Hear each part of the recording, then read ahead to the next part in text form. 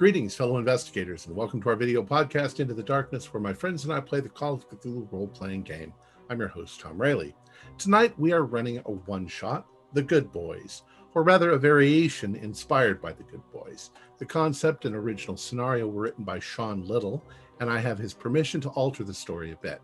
Even though it's a different story, we're still going to call this version 2. So, without any further delays, let's begin our journey into the darkness. It's late October 1951. It's about 10:30 at night, and the moon is slowly rising. 3 men stand in a grove of trees on the edge of a parking lot in the small town of Bailey, Maine. They were told where to find the man. They were told he was not what he appeared to be. "Make sure of it, boys," old Father O'Leary had told them. "I can absolve you of the sin of killing a monster without alerting the authorities, but make a mistake and kill some innocent soul, and there'll be hell to pay." The moon was climbing to its zenith when the old man appeared. His name, as you were told, was Cleveland Franco. He was dressed in rags and pushing a shopping cart filled with junk. He was heading to a small stairwell he used to shelter himself from the cold wind. But you were sure the transformation would come soon, and the hunt would begin.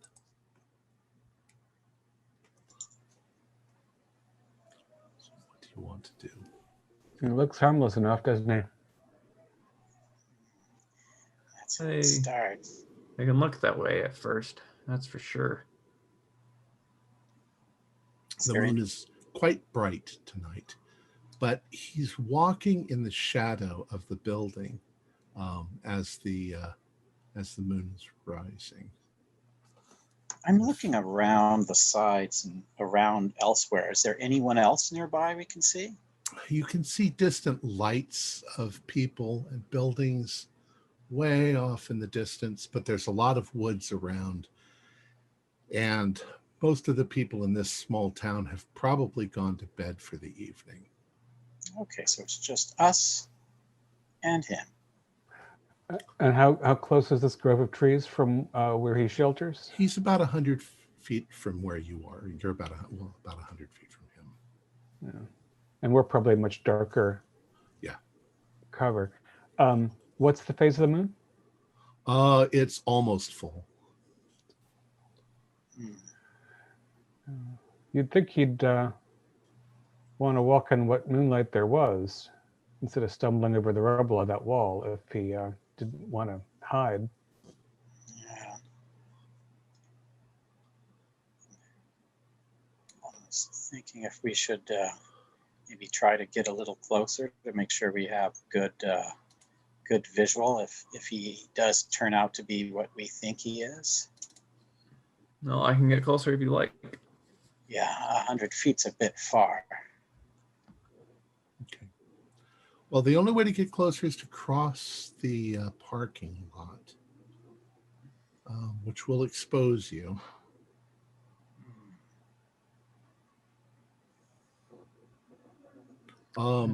As you see him walk, he pushes his shopping cart up against the wall, passes it, and starts to descend into this little stairwell.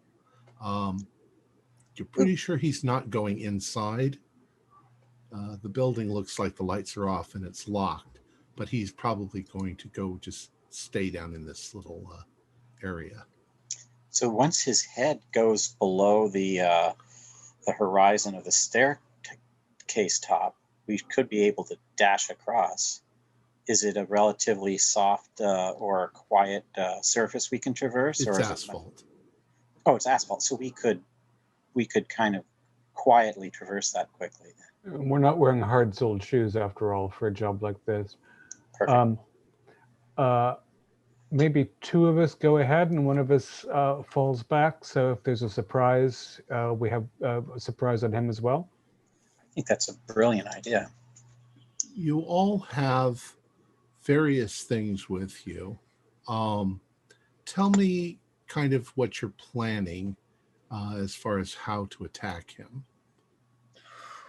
Well, I didn't put everything on your sheets, but assuming that you have things like rope and other things, I just put down your weapons. I'd go quiet weapons. Like I've got a police baton. So brain the guy, knock him out, tie him up. well, we're here to do a particular job, and I have a garrote and a switchblade. Those are nice and quiet. So. Yeah, I mean, of course, we don't want to disturb any residents or alert any attention. And when we're close, we'll know whether we've got a proper target or not. Yeah. So yeah, something quiet drawn. Maybe if you guys go ahead and I stay in the rear, I can back up with a handgun. And that'll only be if it's necessary. Perfect. So, Michael, do you want to take the left side of the staircase? I'll take the right side, and we'll sprint across now. Sounds good to me. All right. Go. Who's got the better stealth? I have 70. I've got 70. All right, then roll stealth. 33 is a hard success. All right. So very quietly, you sort of tiptoe run across the things, and you approach the stairwell. Where do you want to approach the stairwell? On the side going down, or do you want to come at it from the side? You can actually, if you approach it from the side, there's like a metal bar there. You can actually look down and see him right down below. Yeah, let's do that. Yeah, the two sides, left and right. All right. I'll be on the right top. All right. And Doyle, are you following behind? Yeah, and I'm walking less stealthily. I'm not like clapping or singing, but I'm just sort of walking in that direction as if I were uninvolved. Okay. Hank and Murph, or Hank and Michael, as you come quietly up and you peek over the edge, he seems to be making himself some sort of a nest out of cardboard and paper, almost the way a dog would, sort of make itself a nest before it settles down for the evening. It just could be a homeless man, though. They're just trying to make there's nothing else that's showing like he's not who he's appearing to be. Do your clarity rolls. Ooh, 09. That's, I think, an extreme. Clarity. Yeah, that's an extreme. 96. Well, Michael,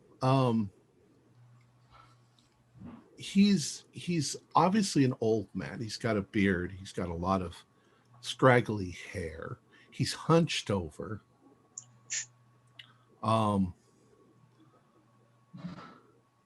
He looks like an old man in a torn up, clothing of a homeless person.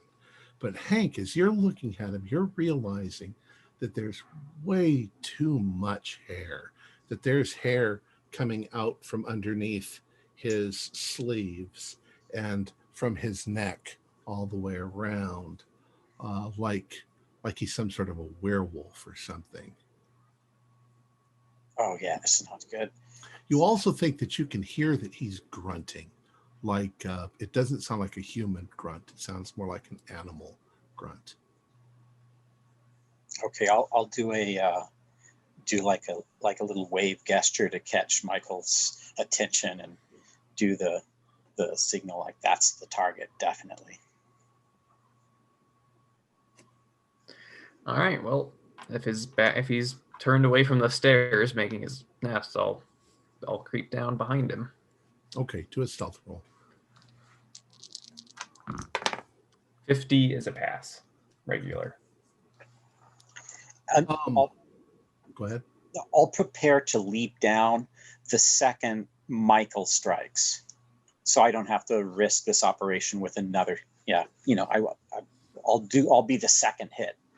Okay, and Michael, how are you going to strike? What are you going to do? With a garrote. All right. So And when they go downstairs, of course, I'm going to feel free to approach closer. you stealthily come down next to him, and like I say, there's a lot of newspaper and cardboard around him. But at the same time, you're very quiet, and you reach out with your garrote, and I need you to do your garrote roll to see if you, well, it's Brawl. Wow, my brawl is terrible for this. No.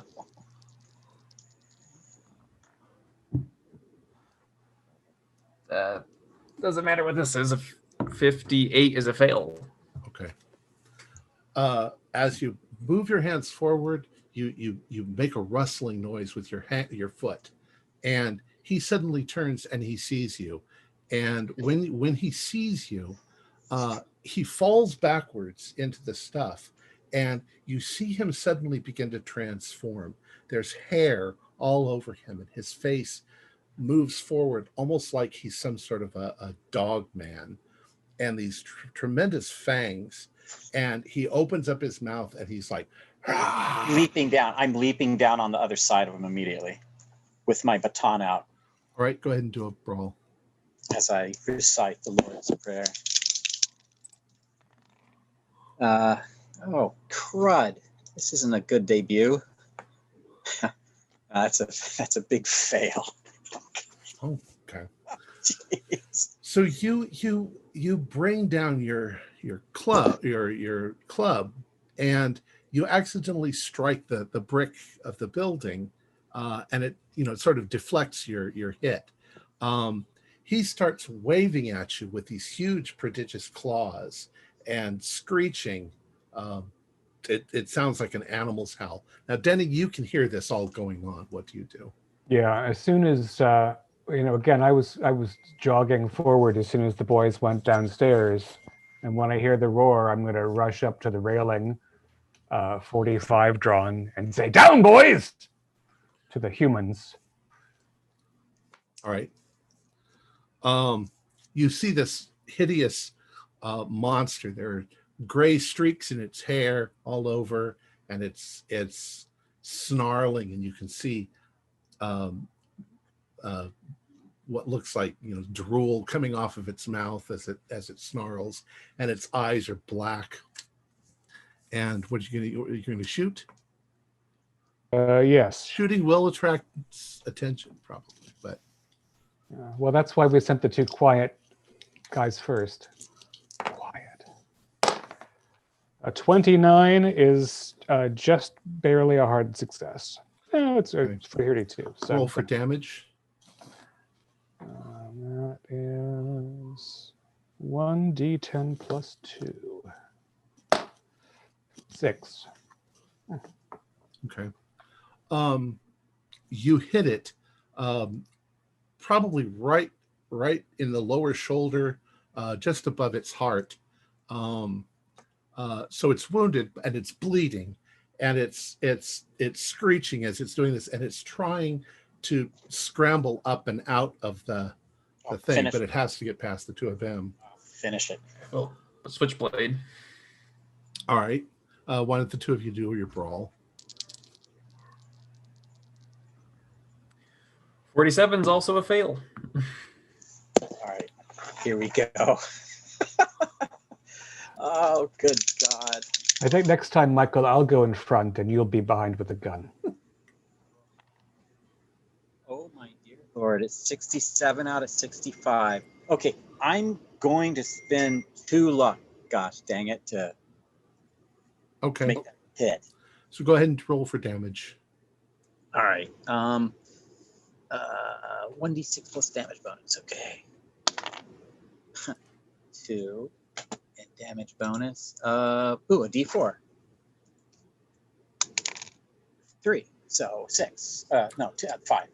5 points. All right. Well, you pretty much render him unmoving as you've done this. He's halfway on the steps. He's laying down. You've bashed him in the head. He's bleeding on the ground. You don't know if he's completely dead or not, but he's definitely he's definitely labored breathing and not moving any longer. Or you can tell that he's breathing, but he's not moving. Make sure he's down, lads. I'm going to see if anybody's going to follow that shot. And I casually pocket my pistol and have a little stroll about. Okay, so you step up. What are the other two doing? I'm going to stuff a big wad of cloth in its mouth and wrap it hard around its head. Okay. And then I was just gonna finish it off. Get a coup de grace? Yeah, I'll just keep him quiet though. All right. So you coup de grace. You cut his throat. And you probably don't stick around long enough to hear the sirens coming, but eventually that gunshot going off is going to attract some attention.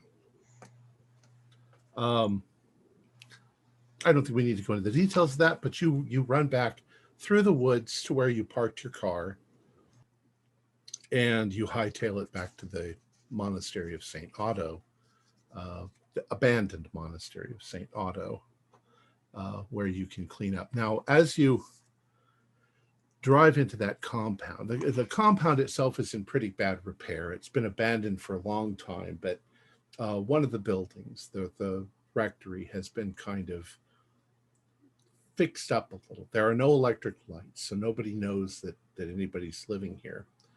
But once you get inside, you can see, kerosene lights down the hall, and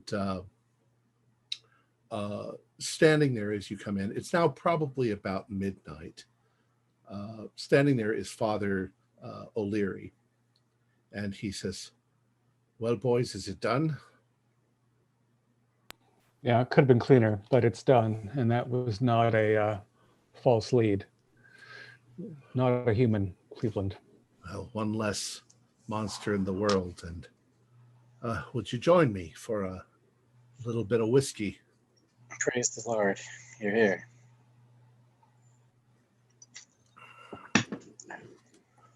And he says, "Well, now," he says, "Yeah, you might as well all get to bed.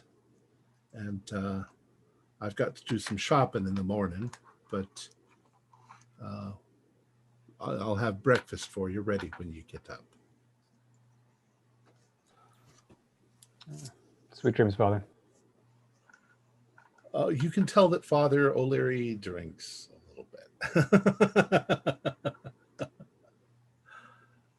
All right. The rooms that you're in are all right next to each other. They were monastic cells.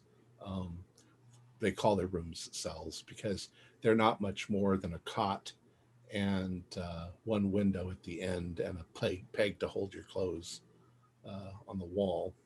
You can literally reach out and touch both walls with your hands in each of these rooms. They're not particularly comfortable, nor are they particularly warm, and it's getting chillier this time of year.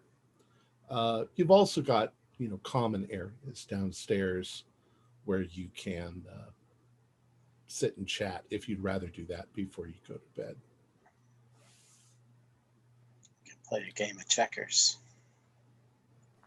Yeah, I think we should probably have, unless we did it in the car, which might have been a quiet, solemn time, we could have a little debrief.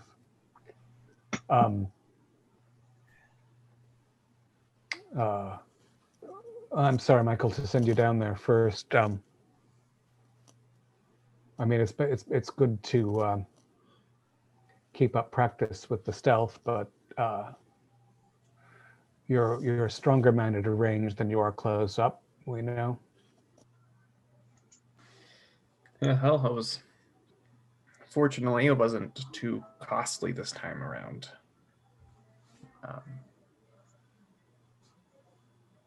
But you did get him good with your Garrett. It's a good, clean strike. I sure startled him. That's for sure.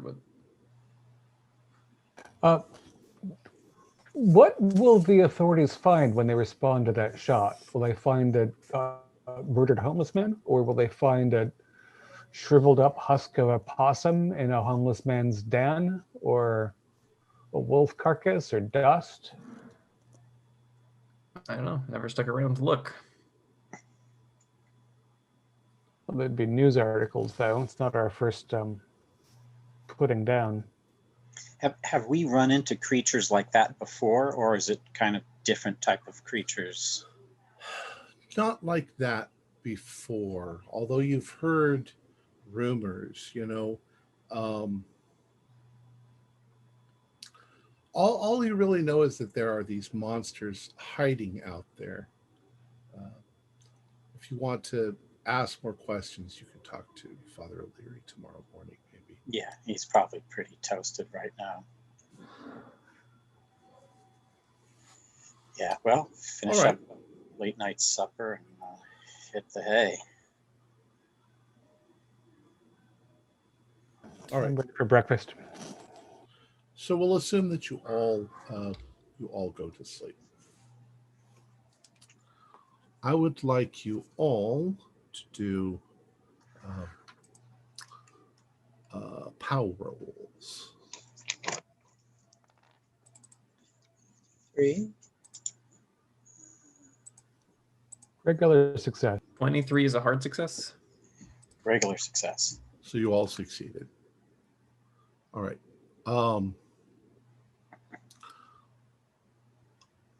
The beds that you sleep in are not much more than just foam mattresses on planks of wood. They were never meant to be particularly comfortable for the monks that used them originally. But as you lay there, you've gotten kind of used to the fact that they're hard and uncomfortable. And you start to wonder if they were more comfortable, if you would be less comfortable, so to speak. You all passed your power rolls. So this evening, you all have dreams. And they're not quite what you'd call a vivid dream, but more like the impression that's left on your mind after you've had a very strange dream. Hank, when you are on the verge of waking up in the morning, you seem to recall a room that's very dark in the room, and there's mumbling all around you, like there's a lot of people. And you realize in the shadows of the room and sort of filling the center of the room are people, but the people don't have faces. They're not so much that they're not faces, but they're blurry, like they're moving very quickly, or they're just, you can't quite make them out. And as you move, they try to intercept you. And when they do, they put their hands on you, and you don't know whether they're trying to assault you or keep you from going forward or stop you from moving. But you struggle to get away from them as you go. And before you can reach the other end of the room, and you think there's a door over there, before you can reach it, you wake up in the morning and you're disconcerted about what you've dreamt. Ah, damn, not that damn dream again. Denny, you also have a dream, but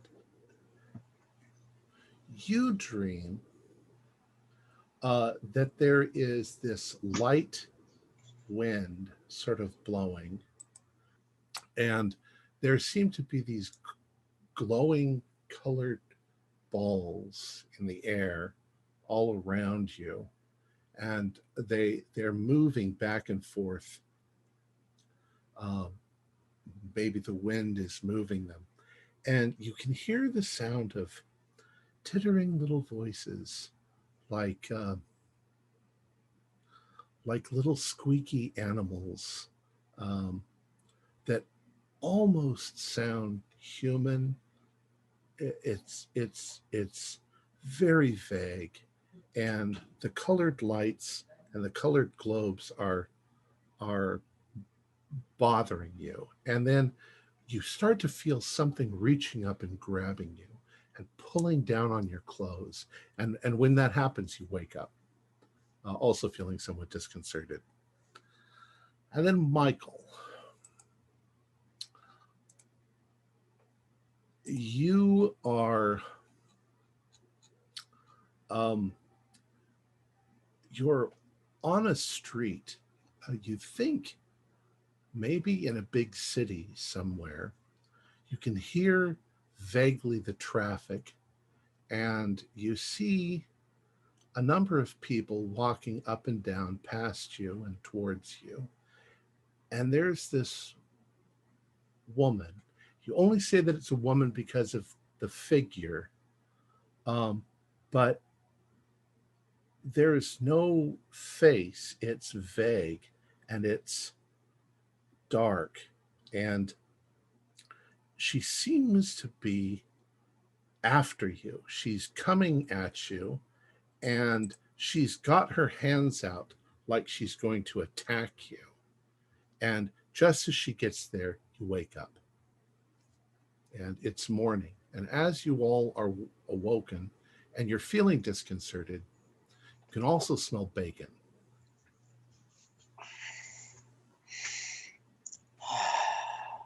Love that smell. Get some coffee going. Goddamn dream. Good morning, Denny. Good morning, Michael. Morning, Hank. Morning. Boys, there's fresh coffee there. Thank Oh, you, thank Father. I'll have your breakfast in a minute.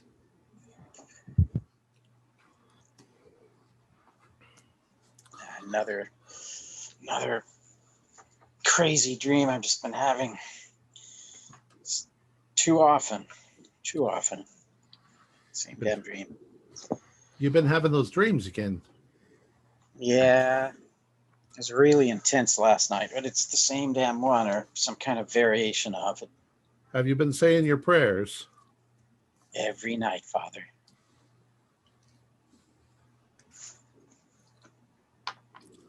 It's probably just the demons fucking with you. He doesn't say fucking. I forget that I'm a priest. Father, when we finish off these beasts, what do you know what the authorities end up finding? Do they revert back to their beastly selves? Or do they stay cloaked in a human disguise? Oh, you shouldn't worry about things like that. Obviously, if people were discovering monsters, that they would that would be a big deal in the newspaper. It says, nah, people can't see the things that you can see.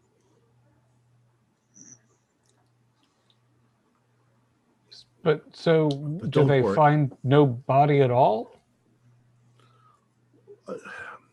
Now, what kind of talk is that? You're just going to upset yourselves thinking about such things. Now, here's your breakfast. Have a nice breakfast, and I'm going to have to go out shopping this morning. So I'll leave you to it. Why don't you tidy up the places? Yeah. I'll get the cobwebs this time. All right. Yeah. There's always work to be done. And he sort of putters off somewhere, probably to his place to get whatever he needs before he goes. I don't know, Denny, Michael. It just seems like something happens to the bodies. If the police are just finding what looks to be humans, you'd think there'd be an entire FBI investigation sweeping the area. Well, I mean, we go weeks at a time between these things. You also travel quite a distance. Oh, okay. It's not just right there. Sometimes you travel for a couple of hours before you get to the place where you're Got it. Okay. Yeah, we see different kinds of beasts in different places. Still, after an off night like last, where I know that we drew some attention, I'd like to know what people think is happening in our lee.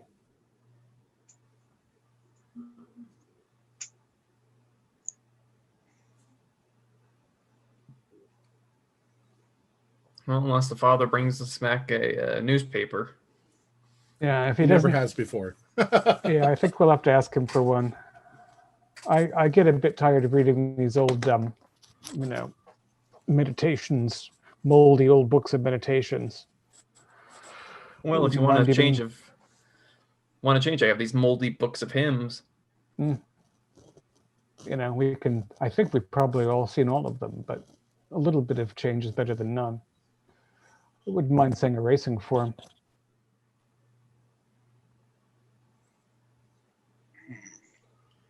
I'd like you to all do occult rolls. Ooh, that's low. Let's see. Ooh, that's a pass. I actually have a hard success with 18. Okay. I failed with the 15. Those of you who passed, Father O'Leary is not exactly the best priest, if you will. It seems to you that at some point in the past, you've heard that the Catholic priests are supposed to be serving services every single day. But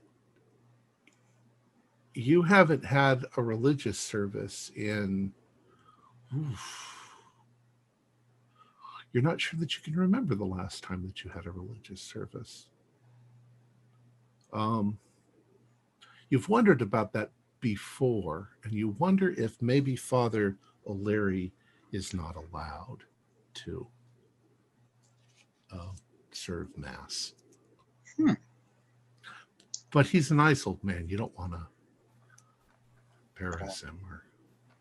We're all here on a sort of special dispensation. This is not a usual order, and he's not a usual priest. He doesn't speak of his superior that often. He's never, as far as you can remember, he's never openly spoken about who he gets his orders from. But he has occasionally, accidentally, said the Archbishop. Do we ever see him reading the good book? No. Or is he devoid of that as well? You very rarely see him do anything private. He'll retire to his room. Maybe he reads there. You have no idea. Or maybe just take a peek in his room because he's out getting stuff. No malicious intent, just curiosity. What is it? Why are you worried about his faith there, Hank? It's just we haven't had a proper service in a while. It's just ain't right. I mean, I haven't had much occasion for sin, but I'm not sure that murdering bugbears is actually cleansing my soul.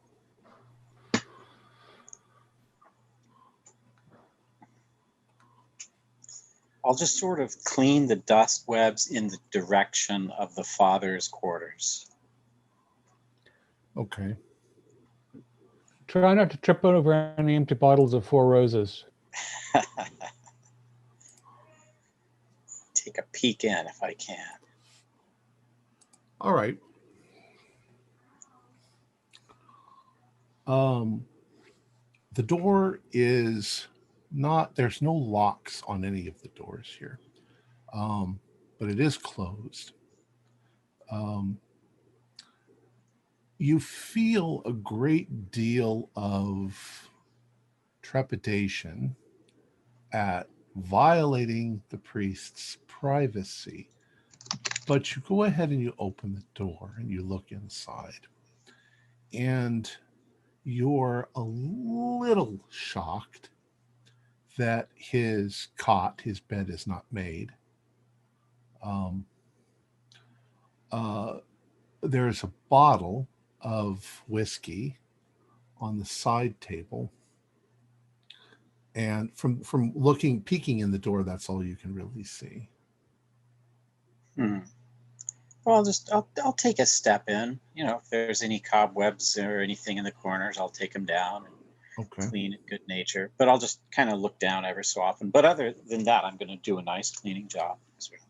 Okay. Do a spot I won't. hidden I'm for not me. rearranging his stuff. I'm just, dusting cobwebs and just sort of looking as I do that. Do a spot hidden for me. Boom, 33 out of. That's a hard spot hidden success. All right. You're looking around, dusting, and you're moving around the bed, and you get to the other end of the room, and you can see that there's something wedged between the bed and the wall on the back side that keeps the bed from hitting the wall by about that much. And as you look over and you look closer, there seems to be a book, small paperback book that's wedged in there. Oh, now it's gonna. I can't. This is none of my business, but I am damn. I'm gonna have to do a POW check. I want to, but there's probably. Nobody knows you're in here. I know, but still, it's just. I went in. You mentioned, and I was feeling a little bit. If I make my POW, I'll take a look. And no. 96. No, I fail it. Okay, there's something bizarre there, but I just. You fail it, then you can't control yourself. You go ahead. Oh, okay. All right, there we go. So I go take a look. Yeah, you pick it up, and it's like a dime store novel. It's Strangers on a Train by Patricia Highsmith. It just looks like it's very well read. Like it's the pages are dog-eared from all the reading, but it's like some frivolous psychological thriller.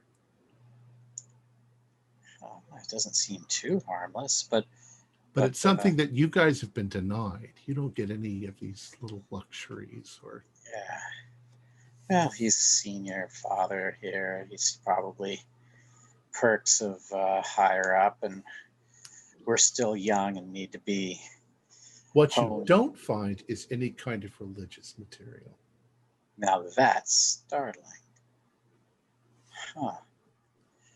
Well, I'll thumb through it and then just sort of put it right back, right exactly how I found it.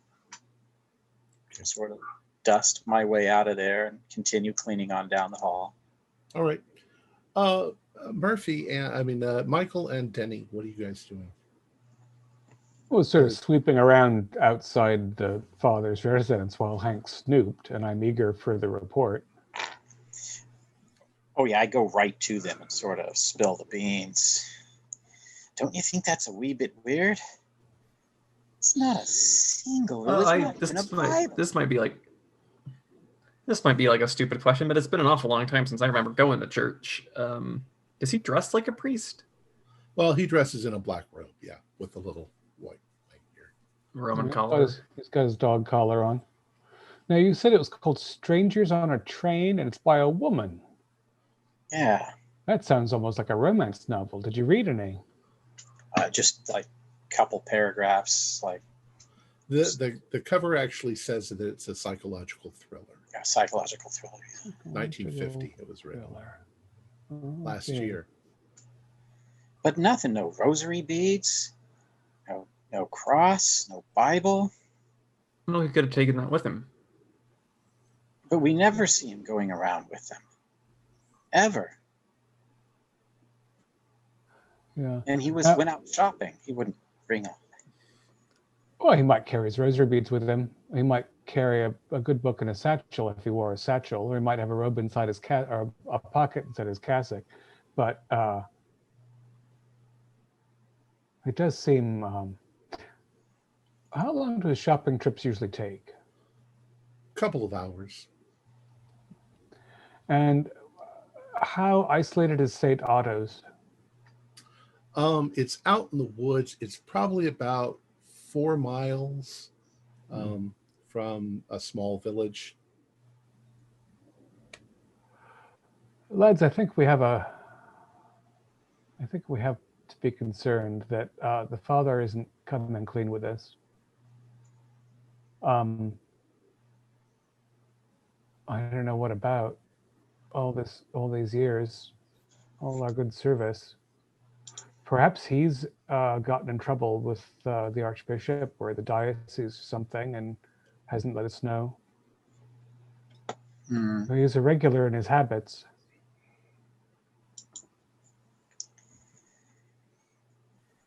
Even when he's wearing a habit.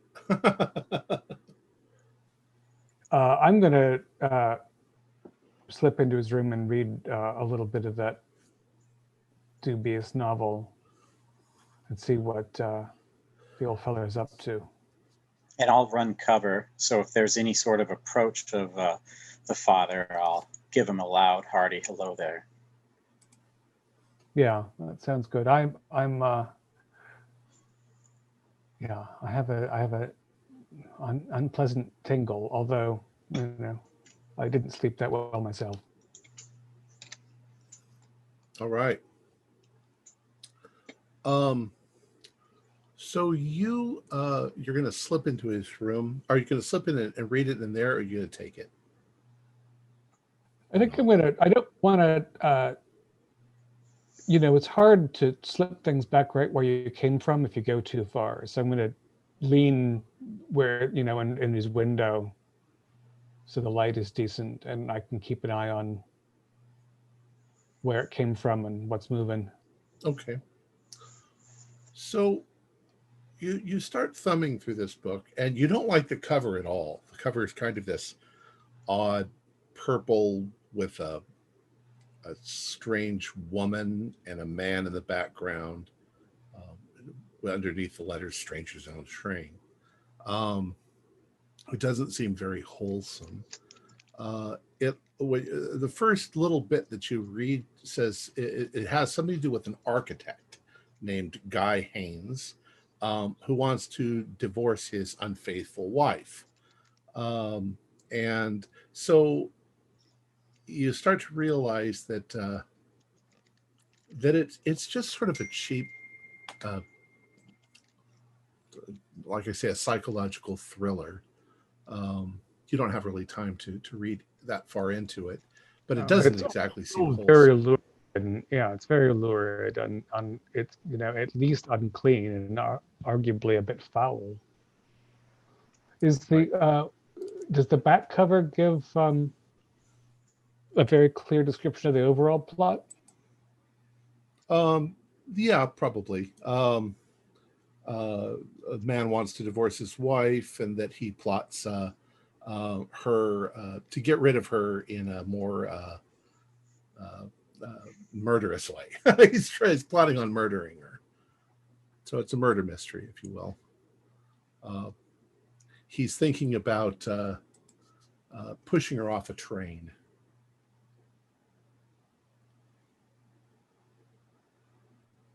Entirely unsuitable. And you can also tell that it's been well read. It's been read a few times. Maybe if he has nothing to do, he just keeps reading this damn. He goes out in the world. He could pick up something else for himself, something more original, if not something more edifying. I'm gonna, put it back as best I can by the bed frame on the wall, and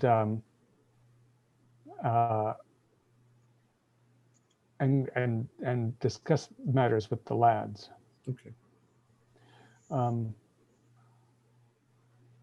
We know Father Leary's has faults, as all men do.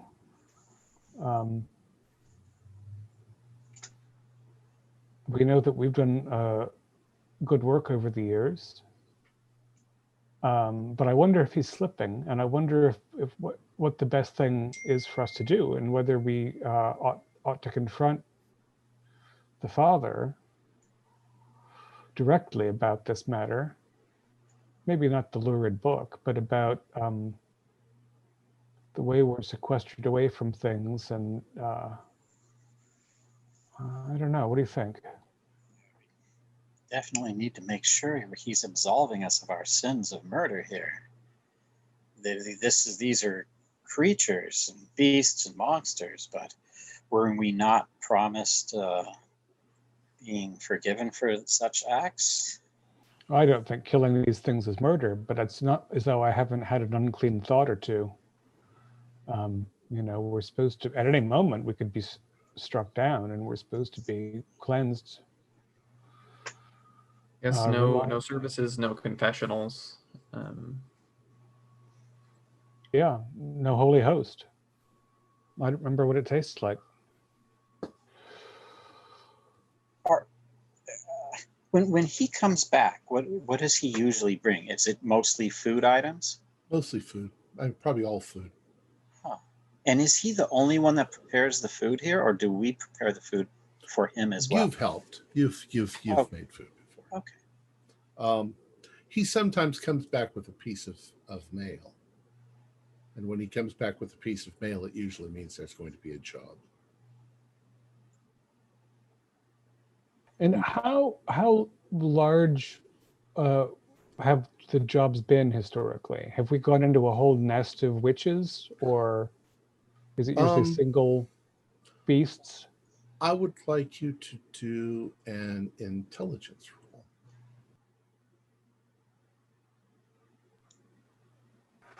Made by 1 point.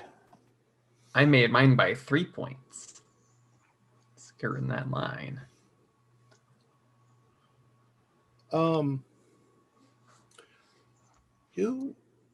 You find it difficult to recall. You don't think that there's ever been anything more than a single creature. But the details seem to be a little blurry. That's for all of us who are trying to recall? If in fact, yes, it's what you're thinking when you're trying to recall. And this is the damnedest thing. I know we've been doing this for a while, but I just can't really put a finger on the details of what we've done. Contrast with that with the fact that you can remember all of the details of last night. This is kind of weird. Like yesterday, maybe the day before, real crystal clear, but every time I sit down and try to think way back, it gets fuzzy quickly. Well, it's the same thing. I'm wondering why we haven't got a collection of old newspaper clippings about various previous exercises, or yeah, I mean, we do live monotonous lives, but yeah, I think something's gone wrong. I think so too.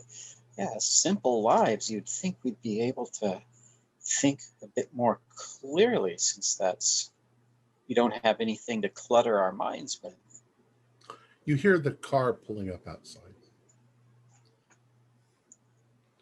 I'll go help Father with the groceries. Yeah. Let's all go out. And perhaps one of us can linger back and see if there's anything else interesting in the car. All right. Good boys. Come out and help me. I got some supplies for us that'll last us a couple of weeks. Oh, wonderful. Thanks, Father. You all notice, because he's wearing black, that there is a letter in his pocket, just barely sticking out. Huh, interesting. Which usually means there's going to be a job. He says, well, now, let's put all this away. Good, you did some cleaning. It's nice to see this place looking better than it has in the past. Oh, yeah, we did dusting all over, cobwebs, even did a little mopping. I didn't have time to get everything mopped, but No trouble? Not getting into any trouble, are you? uh, Not much big here to trouble. get into, is there? You'd think the place would be spick and span with all the time we have between adventures. Well, the Lord makes a lot of dust. It's an old place, after all. An old secret place. Well, let's get to making some lunch. I've got to read something, and then I'll come back and I'll join you. And he goes off to his room. I've lingered back with the car. Mm-hmm. Do a spot hidden. 27 is a hard success. Doesn't seem to be anything unusual about the car. Okay. All right. And this is the car we drove last night, right? Correct. There's only the one car. It's stashed somewhere on the backside of the monasteries that no one. Right. Yeah. Right. Well, I'd be very curious to see what news he's got from the outside world. Maybe he'll read it aloud to us if we ask. Bet you that might be another one of those jobs coming up. Did the father seem nervous, anxious, changed in any way, sort of psychologically? Do a psych roll if you've got psychology. Yeah. Boom, nailed it. 36 out of 50. 50 on the dot. His personality, it swings. Times like this, he's acting exactly like he would. He's an authority. He tells you what to do. He treats you like children, like his children. It's when he drinks that he starts to get very sentimental. You've seen him, you think you've caught him almost sobbing. But he never talks about it. Well, yeah, you don't want to embarrass him. So he's very masculine, that men don't cry, but when he drinks, he cries. Right now he's very much like, do this, do that to get it done. So right now he's acting exactly the way he normally would act. Okay. Treats you a bit like servants. But that's kind of what you're used to. Yeah. You were raised orphans. Do power rolls. 59. Pass. 24 is a hard success. 62 is a narrow success. Okay. You don't exactly remember much about the orphanage. Yeah, or how long we've been here instead of at the orphanage.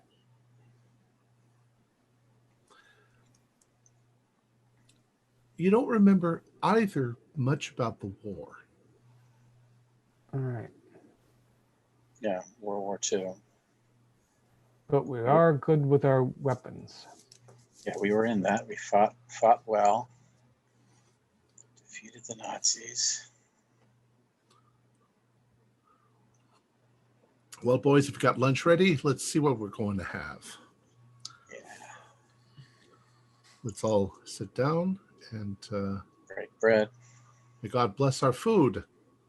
And he starts eating. He says, after we finish, we'll go over our next job.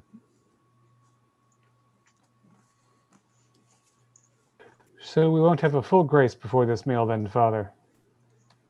Would you like to say grace? Denny? Father, I would, but I don't seem to remember exactly what the words are. Bless us, O Lord, and these thy gifts which we are about to receive from thy bounty through Christ our Lord. Amen. Amen. All right, so you eat. Now then, boys, I've gotten a letter.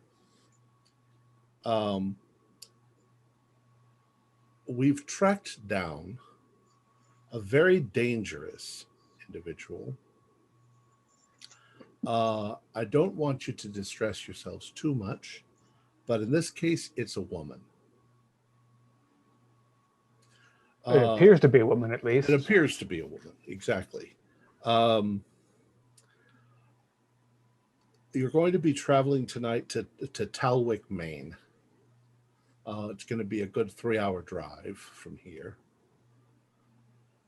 The woman's name is Jane Richmond, and we believe that she has immigrated to this country a number of years ago from the old country. And we don't know exactly what she is, but I suppose the closest thing would be a vampire. She doesn't drink blood, but she seems to suck the life force out of people around her. She has moved from one husband to another. Each one of them she has consumed.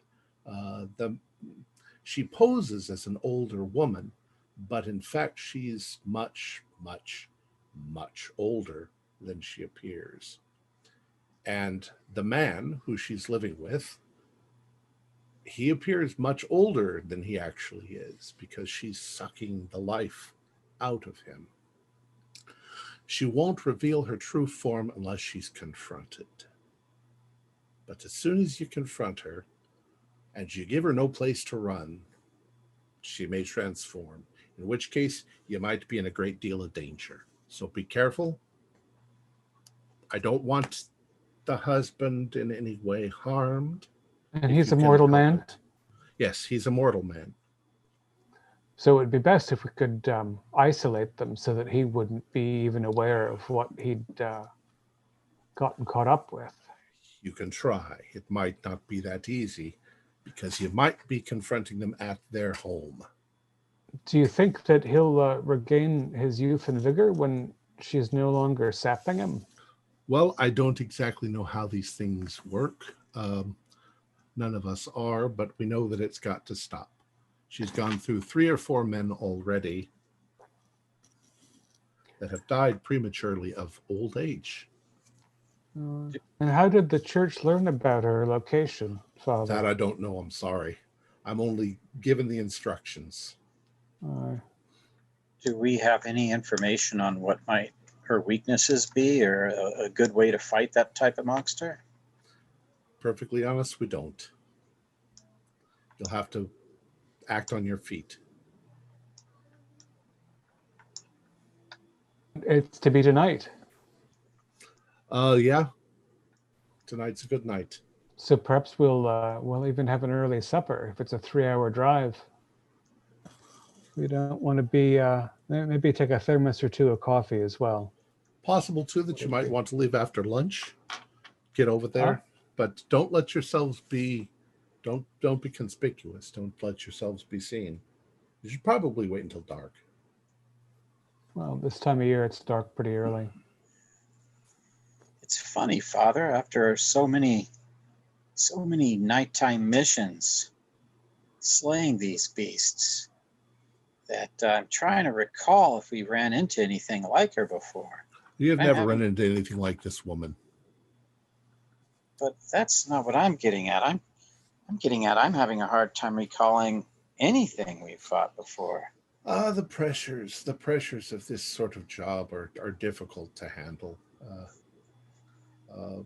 Best you block it from your minds. Well, Father, I don't remember since it was the last time that we've confessed. If something were to go wrong. I ask you every time you come back how you did. What better confession is that? I say prayers for you. You're taken care of. Don't you worry about that. The church is giving you orders. Quite honestly, you can't do anything wrong.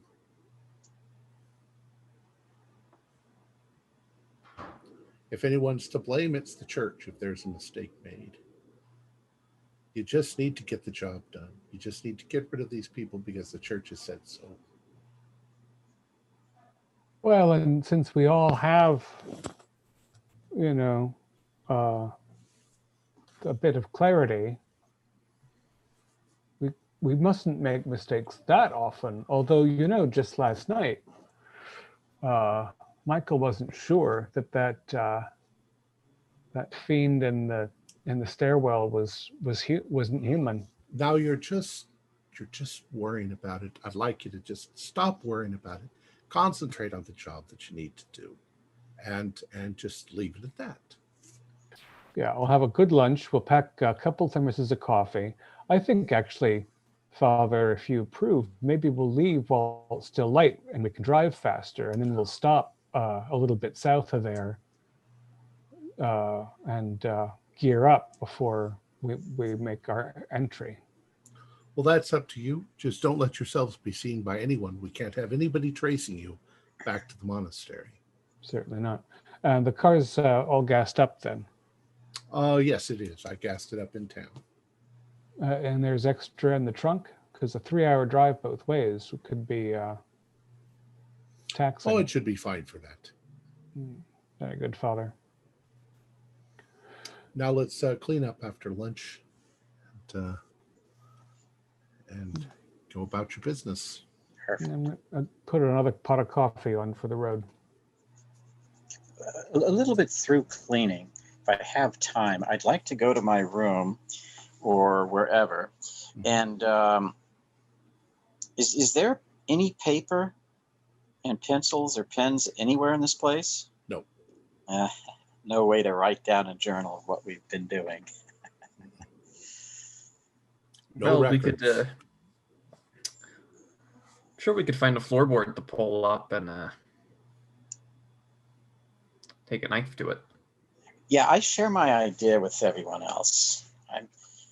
This is troubling me, and I'd like to remember what we're doing. I think it would make us better killers of these beasts if we had good recollections of our encounters. For instance, like if we think about 6 months ago, we can't remember any details, but we remember well from last night that Michael had a hard time in the fight in certain ways, and I did too. We each had our challenges. If we could write this down, we could see what we could practice on and how we are a better team together. But with no history, we're doomed to continually repeat our mistakes. I think we'd be better as a team to write this down. Not just, I mean, the reason that I mentioned to the Father that we might leave early and make good time is because Is to go get a newspaper? I'm gonna read a newspaper and see if I could find a copy of that filthy looking book the Father's only reading. Do we have money? I guess we could steal it in the name of God. We have to have pocket change for, although it's a good question, how much, I mean, you can't send people off in a car without anything. Things might happen, but There is a 1950s car. There's a cup holder that there seems to be dimes and quarters that are occasionally tossed in there, probably by the Father. there's a glove compartment, yeah. Glove compartment, but not much, maybe $2 or $3. All right, but that's a lot in 51. Yeah, we could get a couple of Ticonderoga pencils and Oh yeah, little novels would be 75 cents back at that time. oh yeah, 50. And we could get a couple of pencils and a notebook too, and we won't have to tear up the floorboards. Yeah. Tom, how's our hygiene? The place have running water? Do we bathe cold with lye soap? It's cold water. It's lye soap. Yeah. Yeah, you keep yourselves clean. And our clothes are not going to attract attention, right? You have to If we wash them clean by up. hand, but yes, they're okay. Alright. Almost all black, most of your stuff. So I think we should leave as soon as you're all ready. Yeah. Actually, do another idea, especially Denny. Just Denny. Just okay. 34 is good. Don't recall any other clothes that you've ever had. And these, they're not threadbare. You can only wash something with lye soap against stone so many times before it falls apart. So our daily tasks in cleaning and dusting and sweeping and cooking, does it include doing laundry? Occasionally. But, I mean, mundane things like that just don't seem to stick very well in your heads. Is the father around? He's somewhere He's about. still around? Yeah. You kind of I left want to in the go car. find him Okay. before we go. You find and I him. want to roll a clarity. Okay. You find him outside, maybe walking around, looking at trees, whatever. Roll a clarity. 73 is a pass. Okay. When you look at Father O'Leary, he looks exactly like Father O'Leary. Okay. Michael, what you doing out here? Are you getting ready to go? Oh, just enjoying a bit of fresh air before I'm stuck in a car for 3 hours. I was thinking maybe we could put a little garden over here. What do you think? Grow some I fresh think vegetables. that'd be quite nice. Definitely something to help keep busy, with the weeding and all. Anyway, get you going.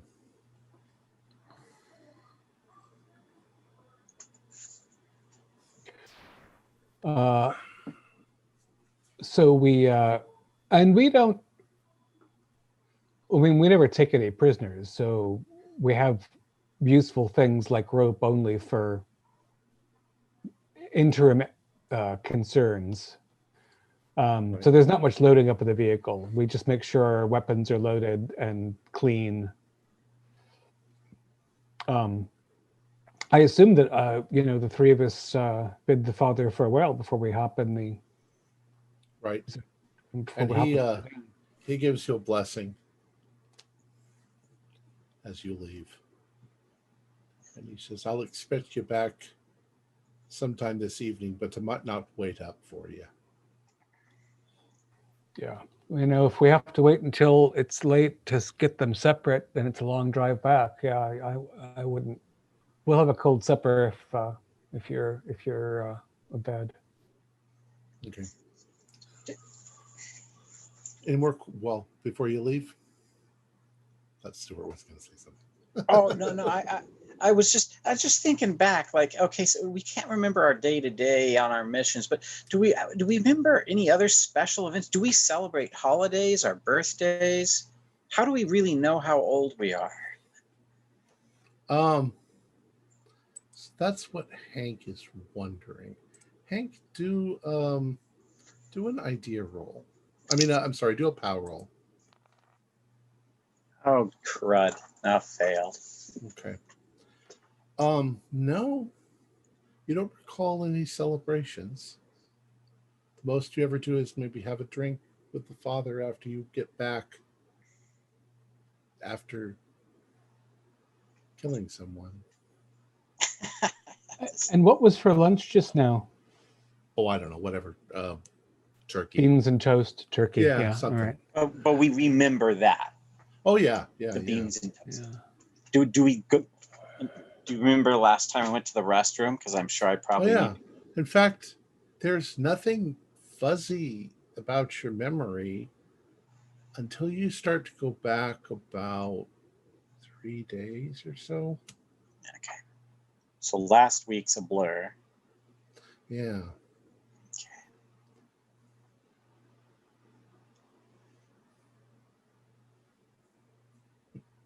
So, who's driving? Let's see. You all know how to drive. I prefer to ride shotgun and keep an eye on things. I'm an okay driver. Am I right? Okay. All right. So you're going to drive, but you said you're going to stop somewhere along the way. Yeah, I'd like to get. I mean, we've got the car has a map in it, I guess, of Maine. Yes. We You have can't a map know where to this show you place where to is. go. So I'd like to get a good hour away from the monastery so that there can be no connection to us, Okay. and look for a gas station sort of place. It's got a small general store kind of thing. Okay. You pull into a little gas station, and there's a little ding ding as you pull into the gas station. A young kid, looks like he's maybe 16, dressed in a very nice, clean white uniform, a little white hat on his head. He comes out and he says, "Fill her up, mister." Yeah, just top her off. We should have a full tank. You got it. Should I check your oil and stuff? That sounds lovely, lad. All right. So he starts to do that. Very good. Hank, Michael, when was the last time you had a Coca-Cola?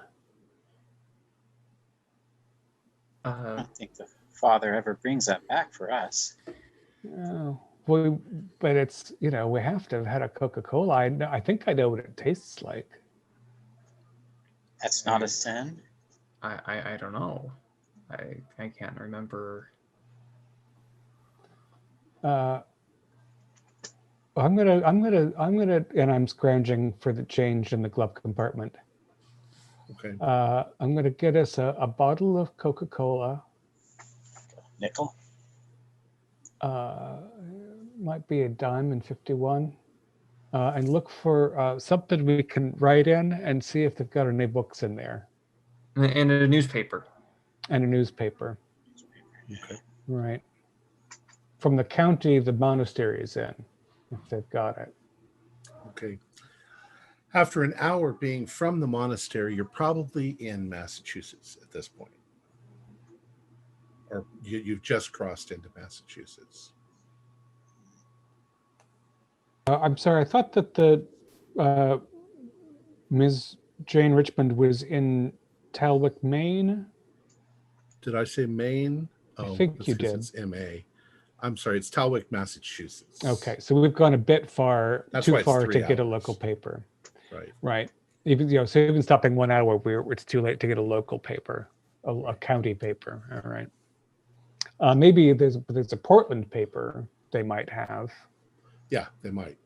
So I'll get the Portland paper, and a sharpened pencil and a Coca-Cola. Okay. Do they have a little paperback rack? Yeah, we'll say they have a paperback rack. Is there anything by Patricia Highsmith? Do a luck roll. 50-50. 7. Yes, they have that novel there. Hot diggity. It's 50 cents, maybe. All right, that's going to be the body of our change, I think. In But fact, other it's the stuff's real same cheap. exact one That lurid purple cover. Oh, that's cover art. Nice. All right. So we have enough change to give the boy a nickel, and I say, lad, we just like pull into a parking lot and have a look at the paper and so on. See what this Coca-Cola tastes like. Okay. Who's going to taste the Coca-Cola first? Yes, that was my sense memory. Okay. Do a power roll. 28 is a success. It's a hard success. It's a hard success. Okay. Taste and aroma can trigger memories.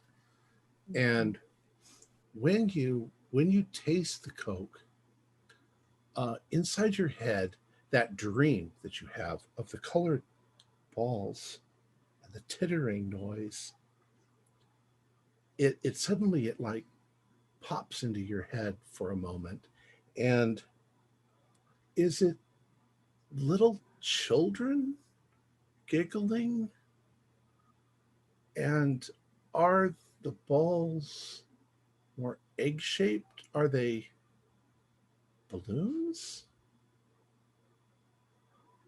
And suddenly in your mind, you can see that there are balloons and there are children and there's a party. And then it sort of fades out.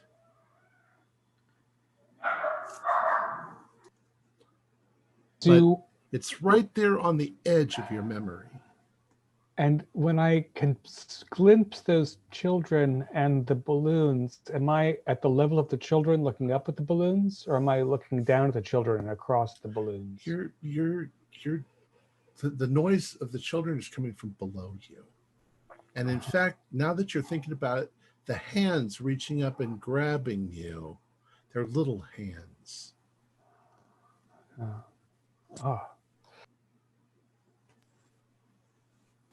Well, lads, this Coca-Cola is stronger stuff than I thought it was.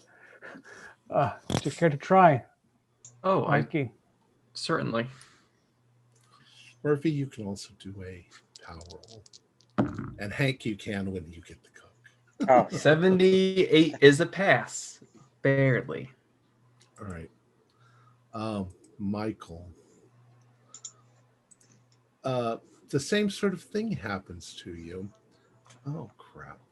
Just closed it.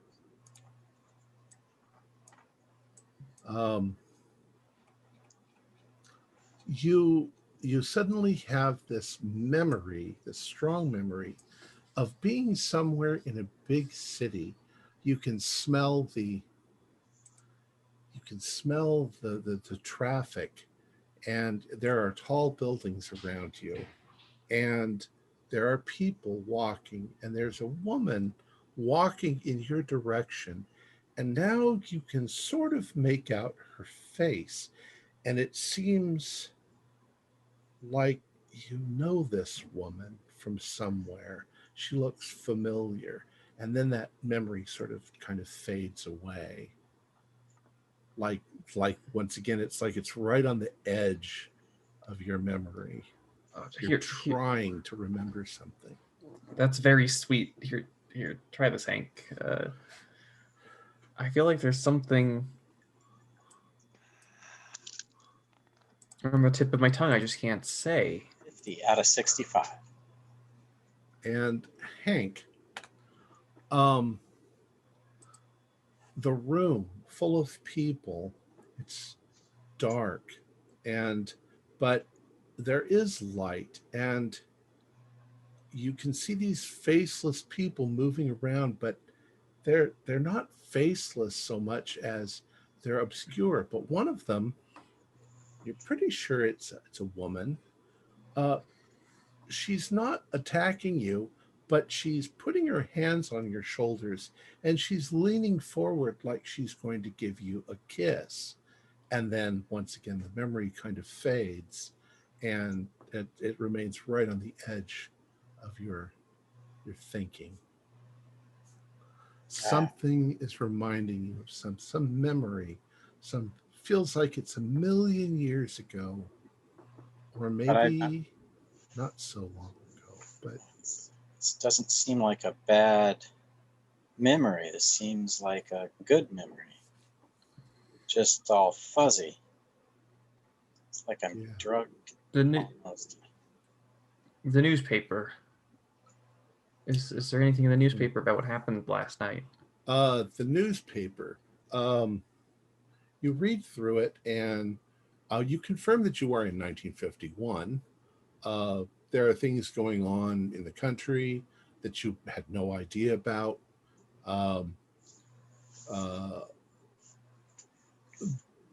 But there's no piece of information in there about a homeless man being found.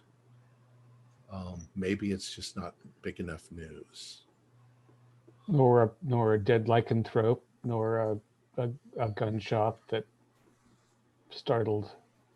Do you Small wonder town. if maybe the Catholic Church is somehow able to hide the evidence, or maybe they have more influence over the newspapers than you think they do? Or maybe the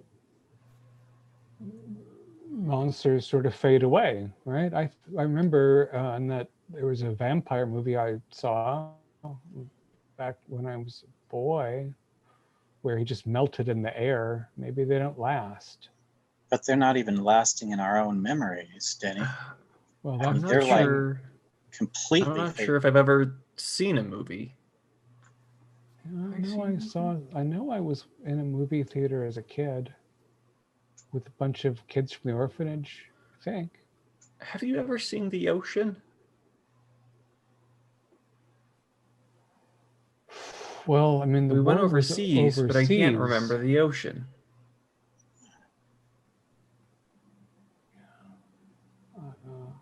In the Do war, any of us- were we in France? Were we in the Pacific?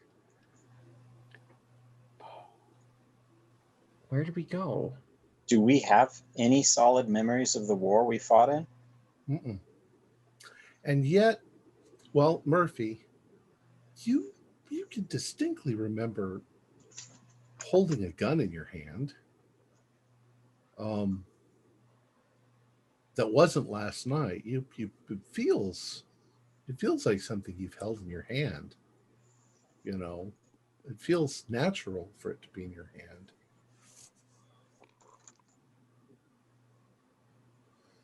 You can recall that very well, but you can't think of where you were or why.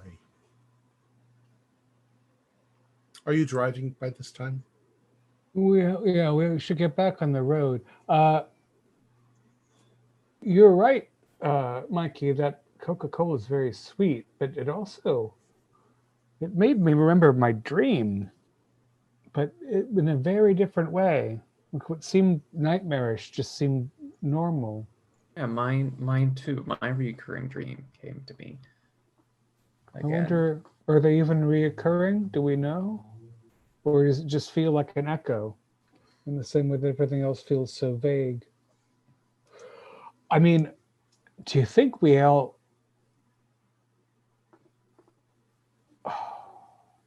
It's not normal to forget everything, right?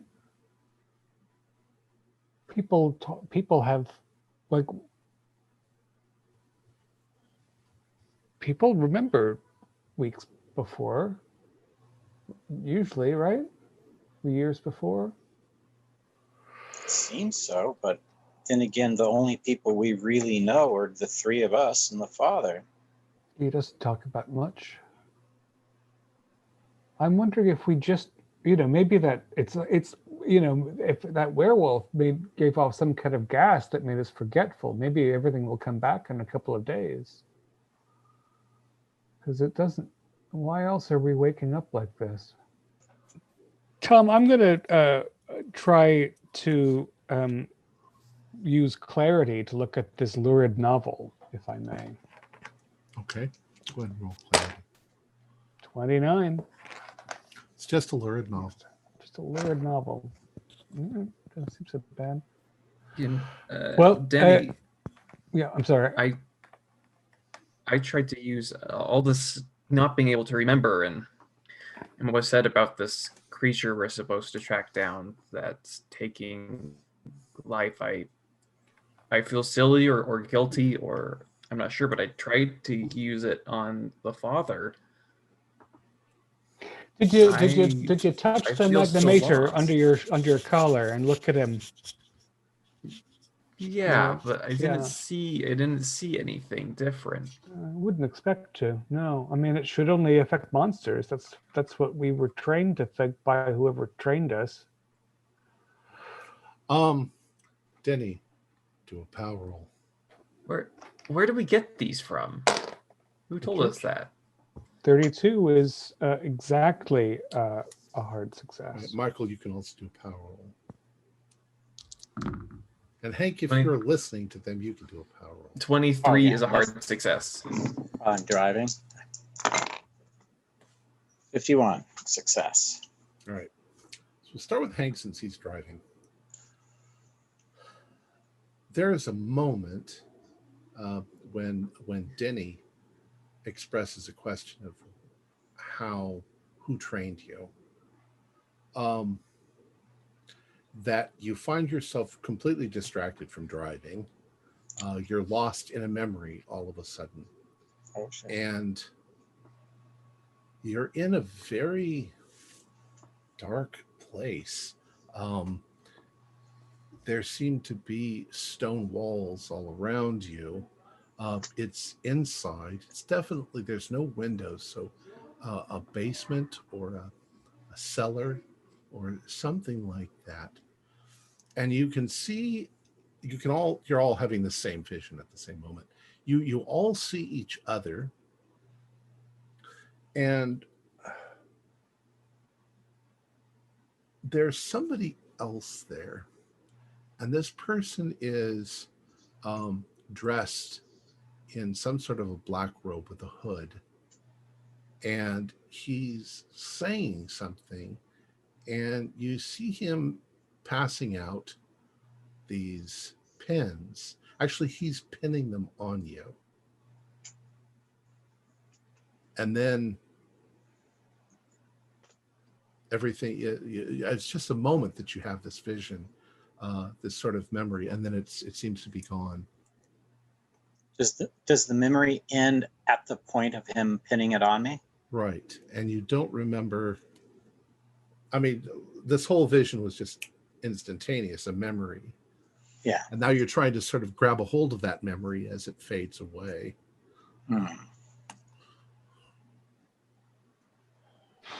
Well, it wasn't Father O'Leary who gave them to us.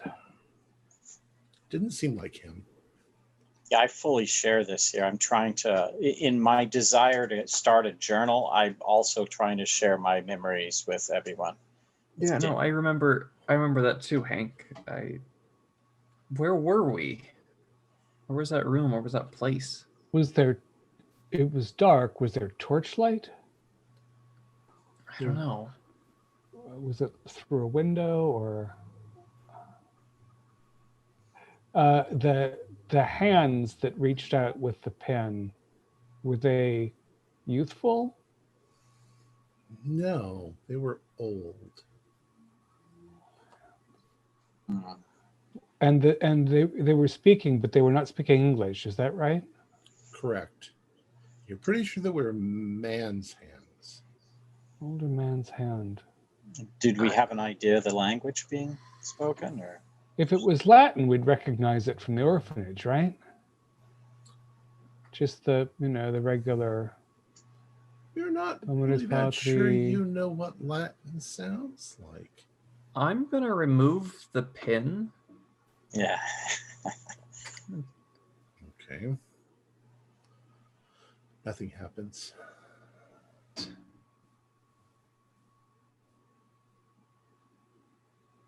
wonder.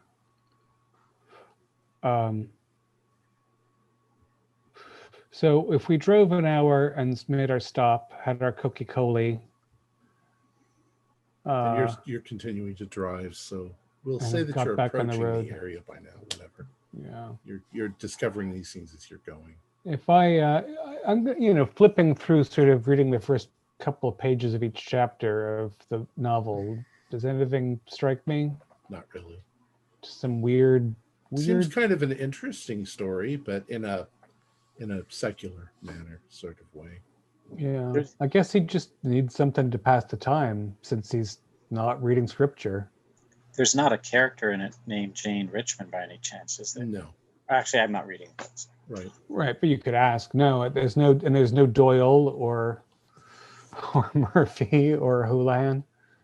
He Because if I saw any names like that, I would shriek. Yeah.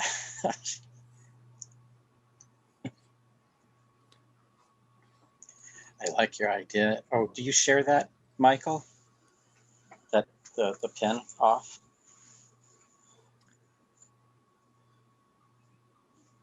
Yeah, I mean, I'm holding it. I was thinking of doing the same. I'm almost curious if you keep it off for a whole day, what might It's happen? it's a little circle with an odd sort of zigzag. There's a couple zigzags. You think maybe the two zigzags are like an M this way and an M that way, probably for Magna Mater. But there's a funny little line between them. And then on the back, around the circle, there is something written. You never really looked at it before, but it looks like it might be in Gaelic. What does Magna Mater mean? Great Mother. And and that's something that we know as characters. I mean, the Virgin Mary is called a lot of different things. Okay. Yeah, but that is notable among them. It's the name of a notable prayer in hymn. Okay. So yeah, it's odd we've never looked at this before, unless we have and we forget every week. Maybe we have some kind of disease, and that's why they can use us for this. I don't understand. Yeah, we need to start writing this down. This is not good. I'm putting in the chat window what it says on the back. Like I say, it looks like Gaelic. You think? But Hank, how do we know that we haven't written anything down before? Well, we can remember just a forgot. day. We can remember a day or two or three at most. So if we keep on updating the journal daily, we won't forget about it. If we have been keeping journals and the father's been taking them away from us, then we know that he's hiding something. Right now, we're just, we had strange dreams and a strange day, and I'm feeling confused. I don't know that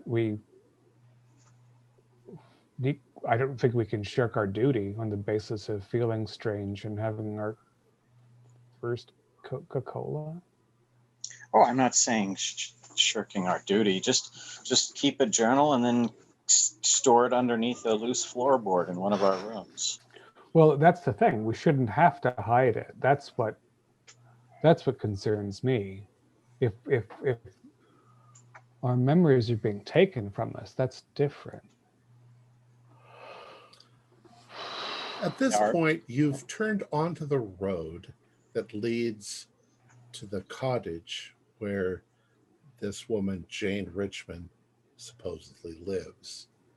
And it's a pretty isolated place. It's on the outskirts of town. It's a little hill, and if you do a drive-by, you can see that it's a fairly decent-sized piece of property with a little white, very pretty-looking little house with flowers growing around it. Although right now, I guess there's not too many flowers. It's late October. The chrysanthemums, there are chrysanthemums still blooming.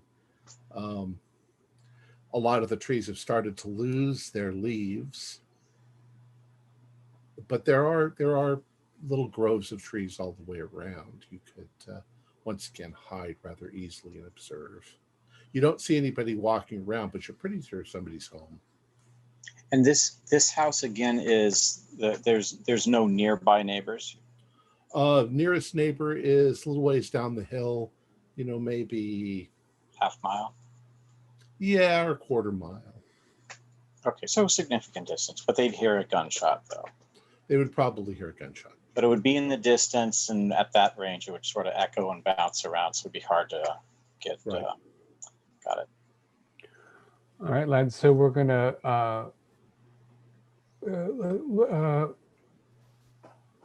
Hank, look for a decent turnoff where we can stash the car without being too obvious. Yeah, we'll say stash it a couple 100 meters away, and then walk in. Yeah, and we'll close in on the house through the trees and see if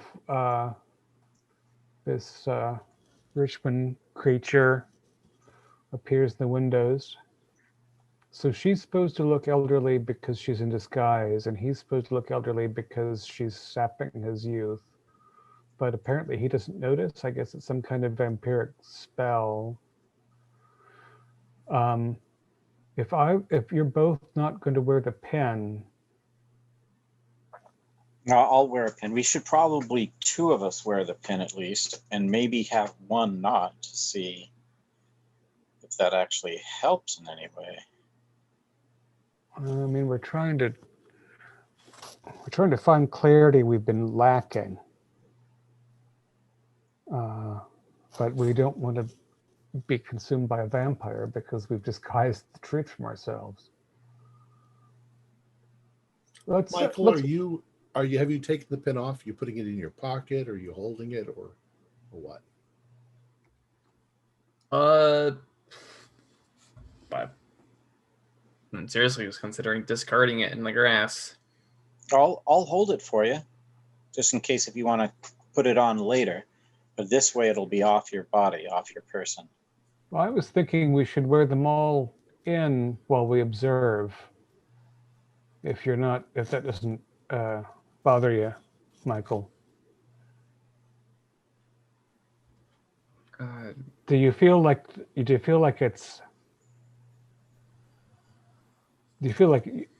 you have the feeling it's bothering your ability to understand things, right? Yeah. Here, Hank, hold this. Yeah, Seems like it's a still good on your medium. person. Yeah, I'll put it in my pocket, and then we're out of the car. So I'll take 5-10 steps away from Michael. Okay, Michael, do a power roll. 21. That's a hard success. Okay. When Hank gets about 10 feet away from you, you start to feel quite nauseated, like you're going to vomit. And you also realize that you were a policeman. You had a uniform and a gun and a life that seems to have been taken away from you. I back away from them. And probably throw up in the bushes, but Do we see Michael the same as we've always seen Michael? Yes. Hey, Mikey, what's wrong? Stay away from me. Oh, okay. Wow, this must have really had an effect. Let's get rid of him. Get rid of him. Get rid of the pins. Damn it! Throw the pins into the bushes. So I'll take his pin out. I'll take my pin out. I'll set it very specifically next to the road so I know exactly where it is. I don't want to lose it in case I want to. And then I'll walk towards Michael. Okay. In the meantime, Michael, you suddenly remember that the woman in your dreams that's walking to you is your wife, and she's meeting you for lunch in Boston, and she's moving forward to give you a kiss as you've rendezvoused. Hank.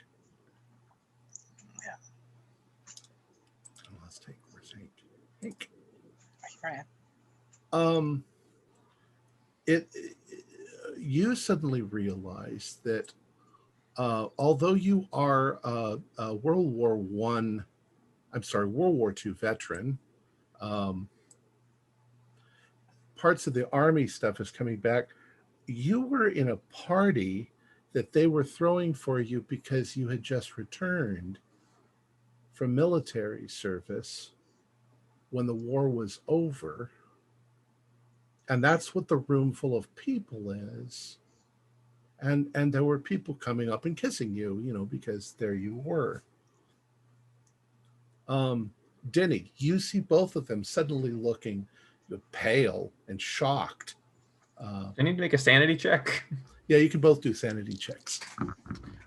That's a failure. 18, hard pass. If you fail, do a 1d4. If you pass, just take 1 point of sanity damage. Oh, Lads. one last one. What's happening there, lads? This. Oh my god. What am I doing out here? I'm a policeman. I live in Boston with my wife. And I met her for lunch. You also don't remember knowing Hank. I mean, you remember knowing him over the past week, but you don't remember knowing him. And you weren't an orphan. Yeah, but wasn't an orphan. I've retired from military service after the war. I have a life.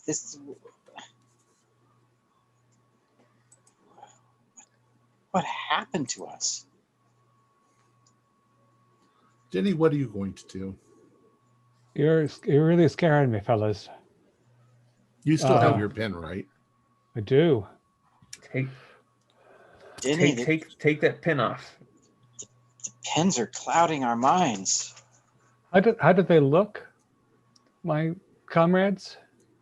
They're sort of flushing red only because they're breathing hard and they're freaking out a little bit. Yeah. All right. I'm gonna pull it out and drop it. Okay. Once you are about 10 feet away, the party comes back into your mind. Party for children, a party for your 12-year-old daughter, Christina.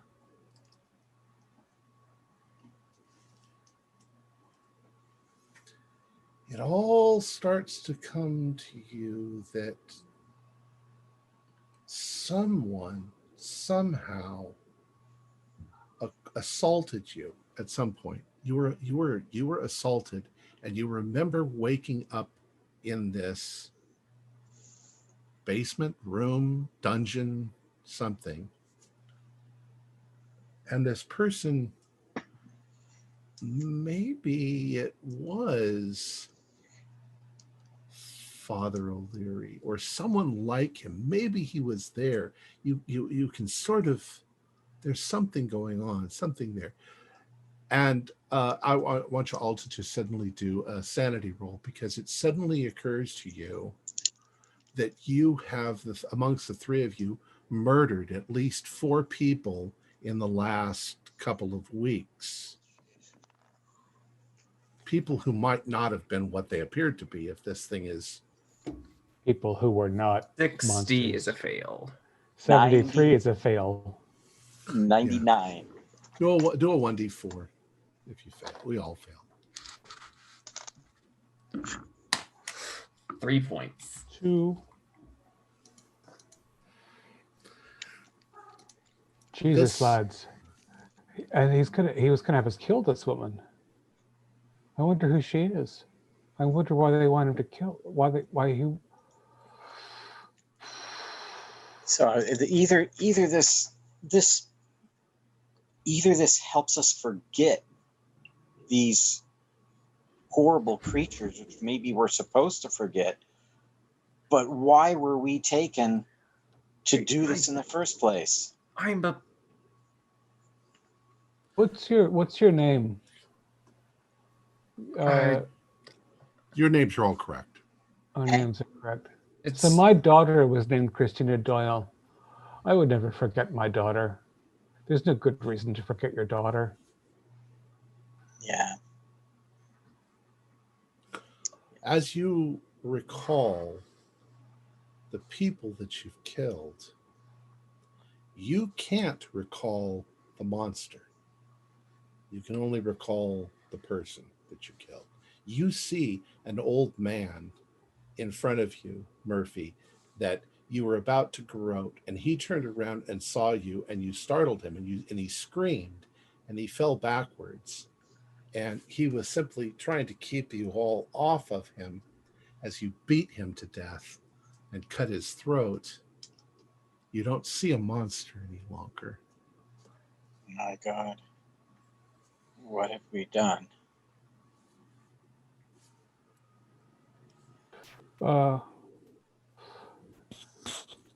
Mr. Well, then the question is not what we've done, but how quickly we can get back to St. Otto's and end this. Yeah.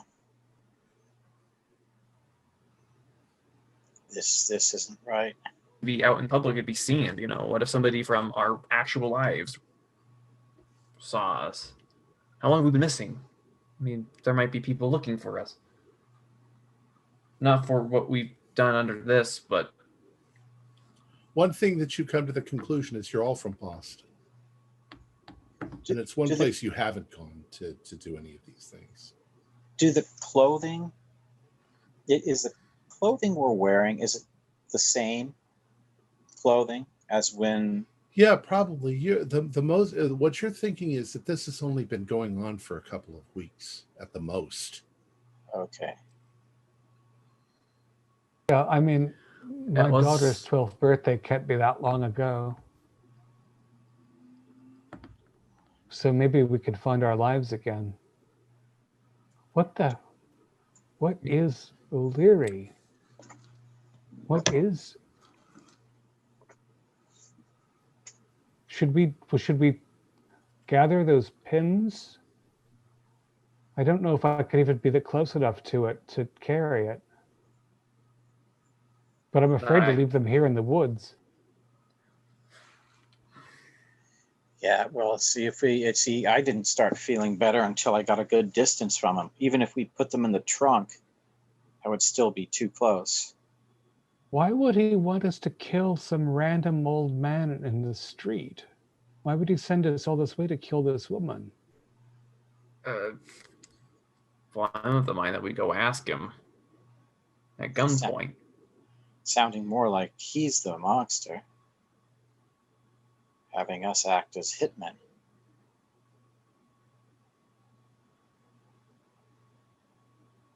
Do you think he'll be able to tell if we come back in and act like his good boys? Do you think he'll know? And do whatever he did to us in the first place? I don't know. We had some form of clarity to see people as monsters. I wonder if he has some sort of vision to see us if we've changed. Well, they got us the first time around, didn't they? Yeah, somehow.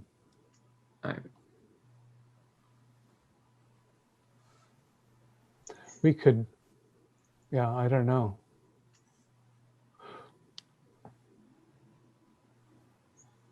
I suppose we have.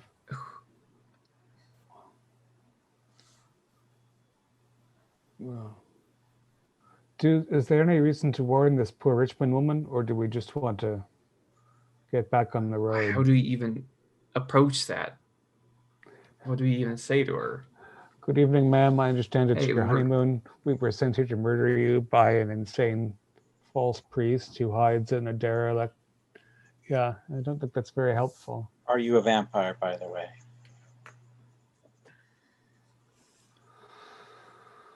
Yeah. So either we are horribly mistaken and these help us see horrors of, but what it seems more likely that this guy's drugging us, some sort of hallucinogenic drug, and convincing to do his dirty work.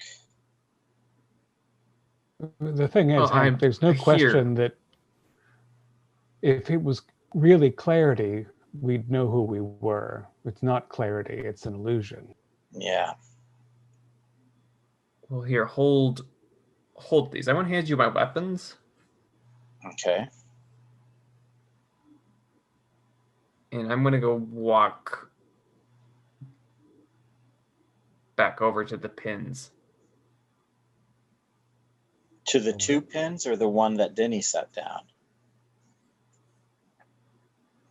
I think they're all together. We'll say They're all 3 of them are Okay. together.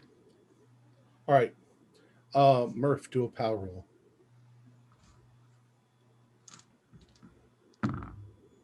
$63 is a pass. Okay. As you approach, once you're like within 10 feet and you start to move towards it, you can literally feel your mind slipping away. And because you pass, you stop dead in your tracks and you back away from it. No, we leave those there. We can't get rid of them. I could feel them holding my mind away again. Yeah, this is terrible. So anybody walking down the street is going to be... Probably only people that the father had in the cellar saying his magic cantrips. You're on the side of the road in the woods. There are rocks, things all over the place. All right, so this is it's not going to be heavily traversed by people. Don't like leaving them there. They're dangerous things. But Well, if none I of can us can get them. smash them with a giant rock from a distance. 10 feet's a pretty good throw. I say after we settle things with the false father, we can send someone up here who's not so susceptible. Maybe we won't be without a father monster in the house. So how Why do we play? us? Why us? Maybe with our abilities. We each served in the war, right? Am I recalling that right? No, I'm a cop. I've been a cop. I don't remember serving in the war. Unless I did. I wasn't an orphan. I had a mother and a father. World War II. 51. That's just 6 years ago. It ended. You would have been in your 20s. You probably were. Yeah. You were either drafted or you didn't serve for very long. Yeah. Before the war No, was I was in the Naval Reserve. Actually, and there were civilian police too who were out for reasons. Could be. Right. You might have not served because you were a policeman. They needed you to be the policeman. So we could go back. We could spike the car. We could just pull the spark plugs out of the car and go in. And like we're perfectly under the control of these things and confront, get the father drinking, and when he's nice and toasty drunk, start questioning him. Yeah, I don't want him to be drunk enough not to feel it, but we'll see how things go on the drive. Yeah. He's stolen our lives. He's stolen other lives, and he's not a natural thing. He can blackmail us, though. He probably has records of all of our murders we've committed. So he could turn the tables on us with that. Yeah, I Who don't said he's think, going to get anywhere? yeah, I don't think Father O'Leary is going to be committing any further crimes against humans or nature. Yeah, let's go. Enough talk about this. All right, so you're getting in the car. Yeah, leaving the pins behind. Do you want to drive over the pins? No, I don't want to get 10 feet. It's not even at 20, 30 miles an hour. All right. So you start driving back. And if any of you starts to feel vague about your memories, like there's some pins stuck in the car or something, anybody who starts to feel vague should call out. Yeah. Okay. Well, you worry about that, but that doesn't happen. What you find is that the farther you get, the closer you get back to St. Otto's, is you get angry. You're angrier and angrier. You've been tricked or forced or into murdering people. Something that you would never do. Yeah. All right. So are you going to delay so that you show up like you normally would, or are you going to just barge in there? I don't think we want to give the bastard a drip of warning. I think we want to go in as if we had successfully hunted. Okay. Then we should wait a little extra time. Yeah. So we'll say then that you go in after midnight. Right. And we can organize a story too. Like, did we get the vampire away from the husband and how? We have plenty of car ride to figure that out. So yeah, it's a question. He'll be asleep or passed out when we get in. But I think we should probably wake him, right? And not make nice. Because if we sleep, who knows what he can do? Yeah. I take the spark plugs out of the car. Okay. Well, You maybe park- we need the car. Well, You could put him back. under a rock by the drive so that we Yeah. know where they are and he doesn't. Just tuck it out of the way. Quick. All right. We don't even have to take all of them. We just So we'll say it's about 2 a.m. when you come inside. There is a light left on for you, but you can hear Father O'Leary down the hall snoring. And there's evidence in here that he's been drinking rather heavily. Okay, well, in that case, I'm just going to go kick his door in. Okay, so you kick his door in. That's Boom. decided then. Kick the door in, and he stops snoring, and he goes, what's wrong? What's happened? He says, now his room is dark. Who's there? He says. I'm Oh, following sorry. Michael down the hall, I guess. Yeah. Sorry, Father, I stumbled in the dark. Oh, Michael, so you're back. I'm sorry I was sound asleep. I didn't hear you come in. Did everything go okay? Yeah, everything went fine. That's good. We found her alone in the garden. That's good. We'll talk about it then in the morning. I'm very tired. And he sort of rolls over. I look back to the others. Yeah, he seems defenseless. Let's just get it over with. All right. Is there a lamp in his room we can turn up or something? You can light his lamp, yes. Yeah. Yeah, Father, things went better than you expected. Oh, is that Denny? That's it's I, Denny. Denny, you need me to sleep. You need to let me sleep. I'm very tired. I've had too I much think to we should drink. talk to you right now before we get any angrier, Father. I'm out in the hallway with the shotgun. I'm covering the door. Why on earth would you need to be angry? You should just put it out of your mind. Let it all go. I'll put it out of my mind. Well, you see, I really am a man who hates forgetting his own wife I don't love being taken from my young daughter, Father. Don't be ridiculous. You've been dreaming. There's no, you don't have a wife. You're an orphan. I'm gonna hit him with my pistol. Good and hard, or just where, like in the shoulder, or in the head, or where are you gonna hit him?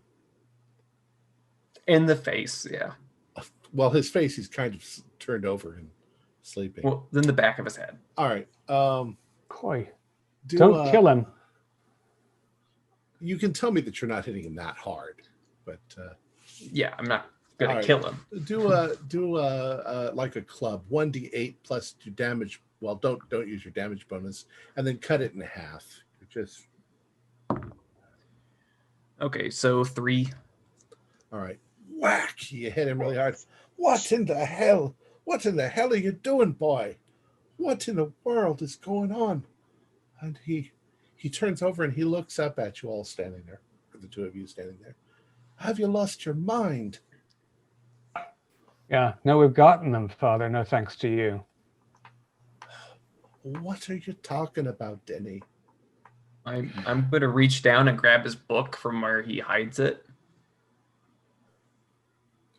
Oh, that. It's nothing. It's just a piece of literature I've been reading. So you found it, did you? You've been snooping in my room, have you? You're nobody's father, are you, O'Leary? You're nobody's even son, are you, you bastard? Denny, what are you saying, Denny? And he starts to get up. He'll hit you again, Leary. Now, what's gotten into you, boys? What's going on here? Have you lost your minds? I'm gonna psych roll him. What, like? All right, psych roll him. Does he even know what's going on? 65 is not it. So. Okay. He seems like Father Murphy freaking out. Did you want to do the same, Denny? Did you try?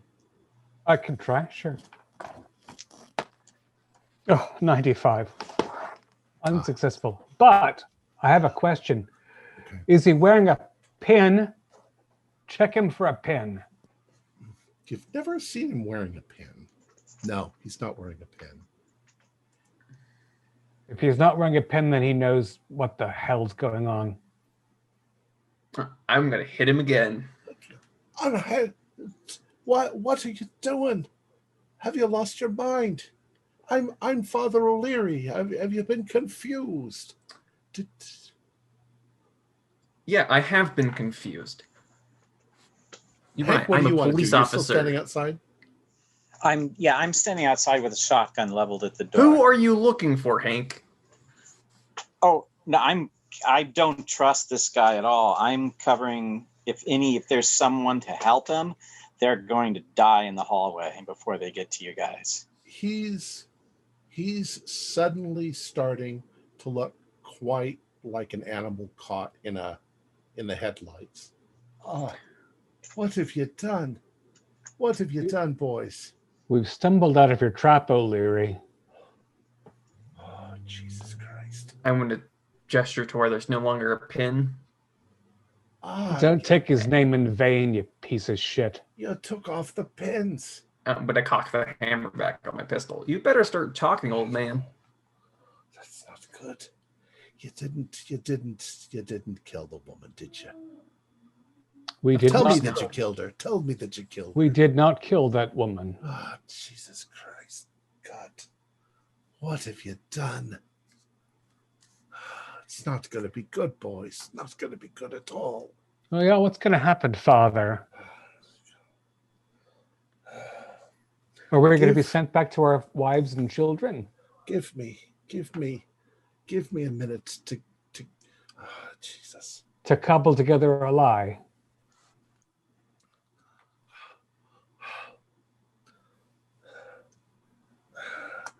Oh, geez, I don't know. I don't know if I can tell you it all. Go put on a pot of coffee. No, no. We're all in grave danger, boys. We're grave danger now. Do you have some extra pins around to protect us from the big bad boogeyman? Oh, no, you don't understand. You don't. You're clueless. You don't have an idea what you've done.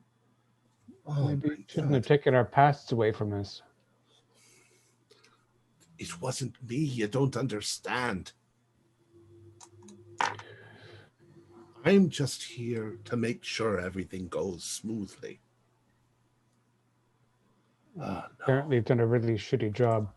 Well, if you had just done what I sent you out to do. If you just told us the truth, Pepper. Michael, I'll hold a gun on him if he'll make some coffee, and we Look, can you see don't whether need he can to. tell You us. don't need to hold a gun on me. I'm not going to do anything. What am I going to do? I'm an old man. I don't know. You're going to take our memory away. It wasn't me. You don't understand. It wasn't me. Who was it?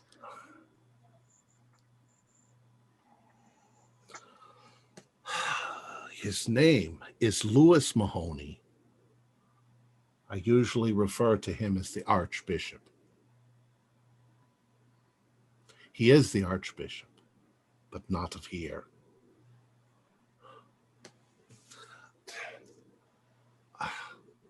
All right, you can watch me if you want, but I got to get up. I can't do it sitting here on my bed. Let's go out into the front, and I'll tell you what's going on. But oh my God, we're in trouble. Oh, we're in so much trouble. So do you let him? We can march him to the kitchen, I think.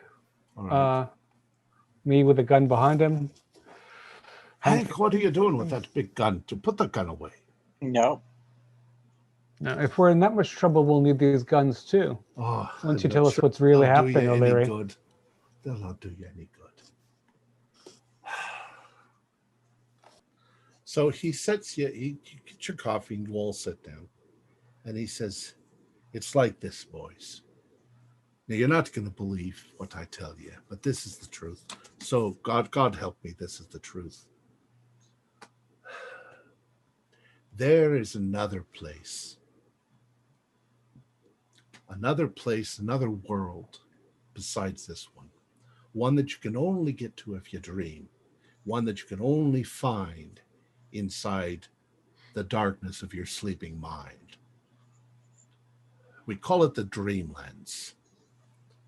And there's a whole world there, a whole world of people that live there. And there are towns and cities and forests and mountains and everything that you'd find here, only it's way back, as if it were 400 or 500 years ago. There's a major city called Celophaeus. And over Celophaeus there rules a man who's called King Kuranis. I've never met him, but I, like some other people, am a dreamer. Louis Mahoney is also a dreamer. He's been a dreamer for years, and in fact, he serves as the Archbishop in Celophaeus to King Kuranis. He's planned for many years now to take over the throne. All of these people, just like myself, we also exist in this world. The man that you killed last night. In this world, he's called Cleveland Franco, but in that world, he has a completely other name. He is a major opposition to the Archbishop, and the Archbishop wanted him killed. I am a slave. I have been a slave to this Archbishop for years, and I can't get away from it. The things he could do to me in my dreams, he could lock me in a state of perpetual torture. I had no choice. He needed you to eliminate his opposition in this world. When they're dead here, they're dead there. He only had maybe 2 or 3 more to go before he would be free to take over the throne. This is not Now, our war, and we you did don't not understand. volunteer. You don't understand. He can get to you. He can get to you when he knows, and he'll know tonight that that woman's not dead. It was instrumental. She was the chief of the king's guard in Celophaeus. If she's not dead tonight, he'll know that you guys have figured it out, and he'll come for us. We're dead. Why doesn't he come for her here then? Do his own dirty work. It's complicated. Where It's is easier he? to get hired assassins to do it. I don't Yeah, know. we weren't hired, we we were conscripted, Tricked. Hoodwinked. We're all lied to. We're all more or less dead tonight in our dreams. I don't think that he'll come here, but he might. If he comes here, this man's got power. This man knows things. He's the man who placed those pins on you. He put you under a spell. Yeah. You see, Well, we turned away from his spell once. God help us all. you see, there's a version of people here and a version of people in this dreamlands, you say. So is there a version of that powerful man here already? Yes, his name is Lewis Mahoney. Lewis Mahoney. He's the one who sends me the instructions. He knows who I am, and I know who he is, but I don't know where he is. If you could kill him, if you could find him and kill him, the problem would be solved. Lewis If we Mahoney. kill you, will that slow his Dreamland's counterpart in finding us? I don't think so. He knows where you are. Well, he just took care of Michael. Let's write that down. I'm being killed right now. Yeah. Yeah, he just took care of you. You Ripped disappeared. from reality. Yeah. He shivers in and out of our realm. What you've done. What you've done.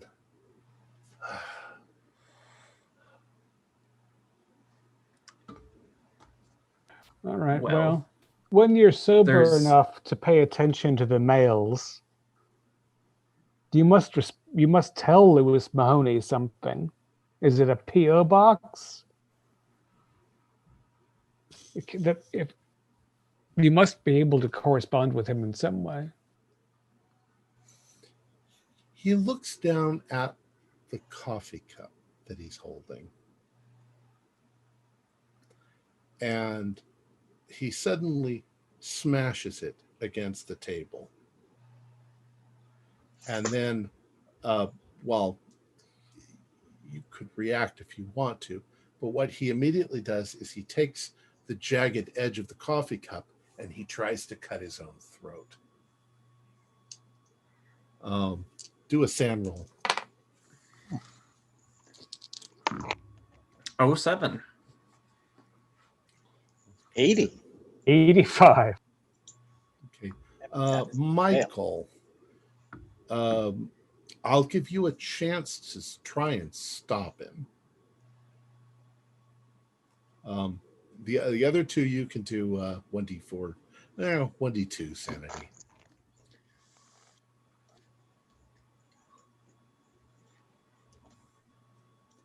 Do you want to try, Michael?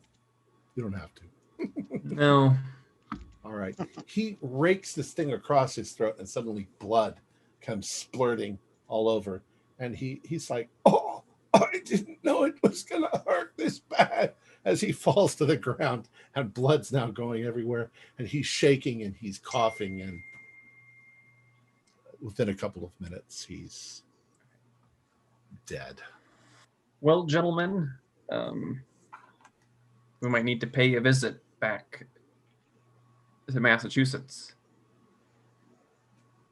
One to go home, but I mean, if this woman is somehow a threat to this man who would come after us, maybe she can help us where he would not. Oh, I see. Well, it's a thought, isn't it? I don't know how we'll find the bastard otherwise. There must be 1,000 Lewis Mahoney's. We're in so much trouble. This body's going to eventually be found. Puh. I don't Murder. think that's our greatest concern, Hank.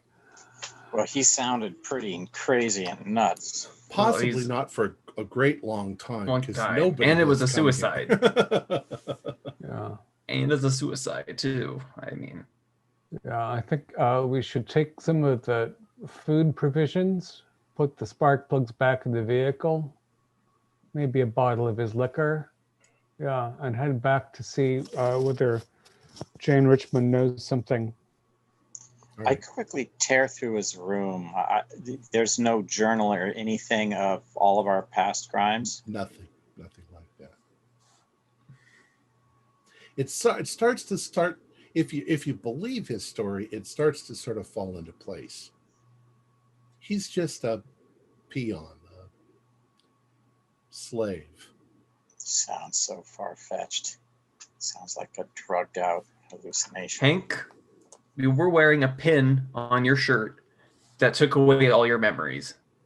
I know, could have some heavy hallucination. I can't explain it. I'm gonna not a- snack Hank. Can't. So All right. let's assume you do all that. You pack the car back up. Yeah, Drive we've got to another hold it together, boys. We've got to hold it together. You drive another 3 hours back to the house. Of course, now it's 5 almost in the morning. Yeah, it's almost Right, morning. the sun's starting to come up. You park your car at the base of the walkway going up to her house. What do you do? Well, avoiding where we left the pins, but Okay. Yeah, that was well away from the house. yep, Um, going up at I saw well, just knocking on the door. I don't know what else to do. I'm glad that I made those extra thermoses of coffee because it's been a fuck of a night. Yeah. Who feels clearest to try to explain the situation? Or should we just knock on the door and say his name, his earthly name, and see what her response is? Maybe the husband will come though. Yeah, I wonder if she knows who Lewis is. Yeah, there's no time for subtlety. Yep, let's go. Knocking All on right. the door late Um, early in the morning. You go up to the door. It's still fairly early in the morning. You knock for a moment, and you see a woman, and she's dressed in a light robe, sort of quilted robe, light blue. She looks like an older woman, maybe in her 60s. And she comes to the door, and you see her look out the window at you, and she's like, yes, can I help you? Without opening the door. Hopefully. Are you okay? We've had a bit of a long. Has your car Uh, been damaged, or what do you want? No, we've had a very, very strange day. We're hoping that you can help us with something. Do you know Lewis Mahoney? Lewis Mahoney? Do you know why someone named Lewis Mahoney would want to have you killed, ma'am? I beg your pardon? John? She yells back. Does Celephus mean anything to you? Her eyes go really wide when you say that. And she says, what did you say? We were assassins from well, Celephas who have come to protect you from Lewis Mahoney. Never mind, who's John. the Archbishop. Never mind, John. The Archbishop has been had one of his slaves directing us to. She does this out the window. There are some gentlemen here that their car has broken down. They seem nice boys, like good boys. And she goes to the door, and she opens it up, and she looks around outside, and she says, "You're dreamers?" No, we don't. We were conscripted to be dreamers. Come inside. And she takes you inside, and she says, "This is my husband, John." And he's like he was making breakfast. Would you like something to eat? It's no trouble. If we have time, the question is whether we have time. There was an attempt made on your life last night, and we're all in danger. You mentioned Celophaeus. King Koranes, you know this? And you said the Archbishop had sent you, or was attempting to. She thinks for a moment and she says, "That explains it. There have been at least 3 people on the court that haven't shown up. We're wondering if there was something afoot." The Archbishop. It makes sense. It makes complete sense. Well,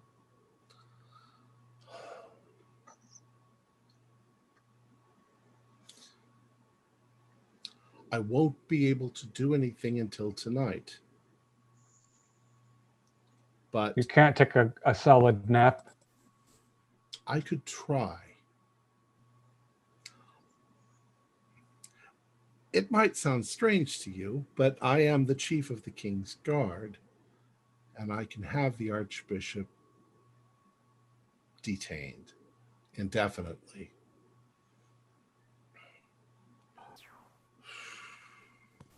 Perhaps I should take...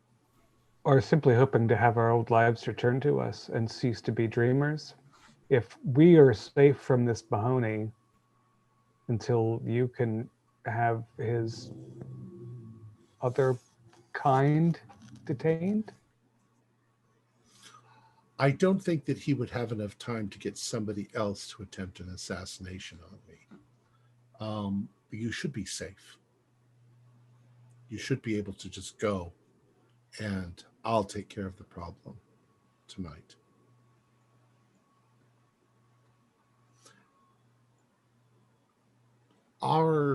She looks at you with some sort of concern in her face, and she says, one of our courtiers to the king recently just last night just disappeared from the court.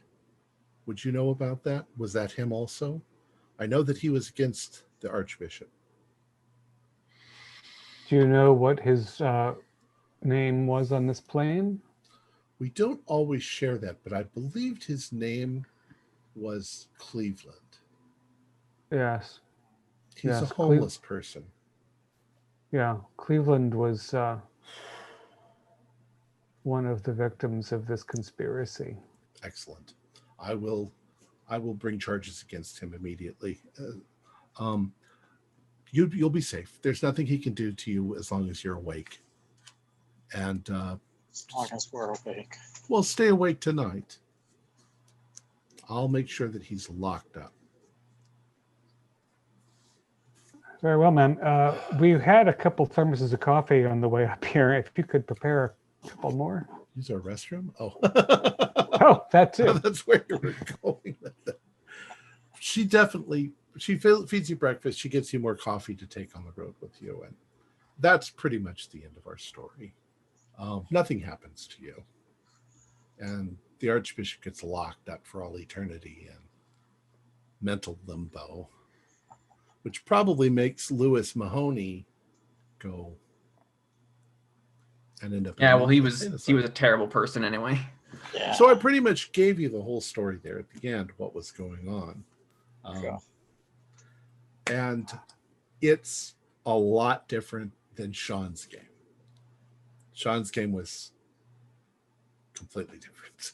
But I thought of these ideas while I was playing Sean's game, that the whole Dreamlands aspect of this would be really, really interesting. That he had, and why you guys, no reason. You were available. You happened to be in the wrong place at the wrong time, and you got bonked over the head, and then brainwashed into killing people. I actually had 4 people lined up for you to kill, but you only got 3. You only killed one of them, so good for you. Whew. We're a little on the paranoid side. Yeah. That's good. It's good. And we just went a little. We went almost exactly the same over at this time. 8, 2 hours and a little bit. Nice. So, our players included Morgan Llewellyn, Stuart Lively, David Gassaway, with myself as the keeper of the secrets. We have a Discord server where you can chat with our other members. You can set up private games and learn the finer arts of gameplay and game mastering. There's a link below. We currently are producing up to 4 shows a week with music and sound effects added in post-production in order to create a richer listener experience. We provide audio-only versions of our shows, free for you to download from Podbean or iTunes. The costs involved with the show are provided almost entirely by our patrons. Without them, we wouldn't be able to do what we do. If you'd like to help support our show, please visit our Patreon account. Just $1 a month helps us a lot. You can find a link in the description below. Like, share, and subscribe to our channel, and punch the bell icon for updates on our latest shows, and leave us some comments. We enjoy reading them and answering any questions you might have. This is Tom Rayleigh, together with all the members of our gaming club, inviting you to journey with us once again into the darkness for another adventure into the universe of H.P. Lovecraft and the Call of Cthulhu role-playing game. Until next time, good luck and good gaming.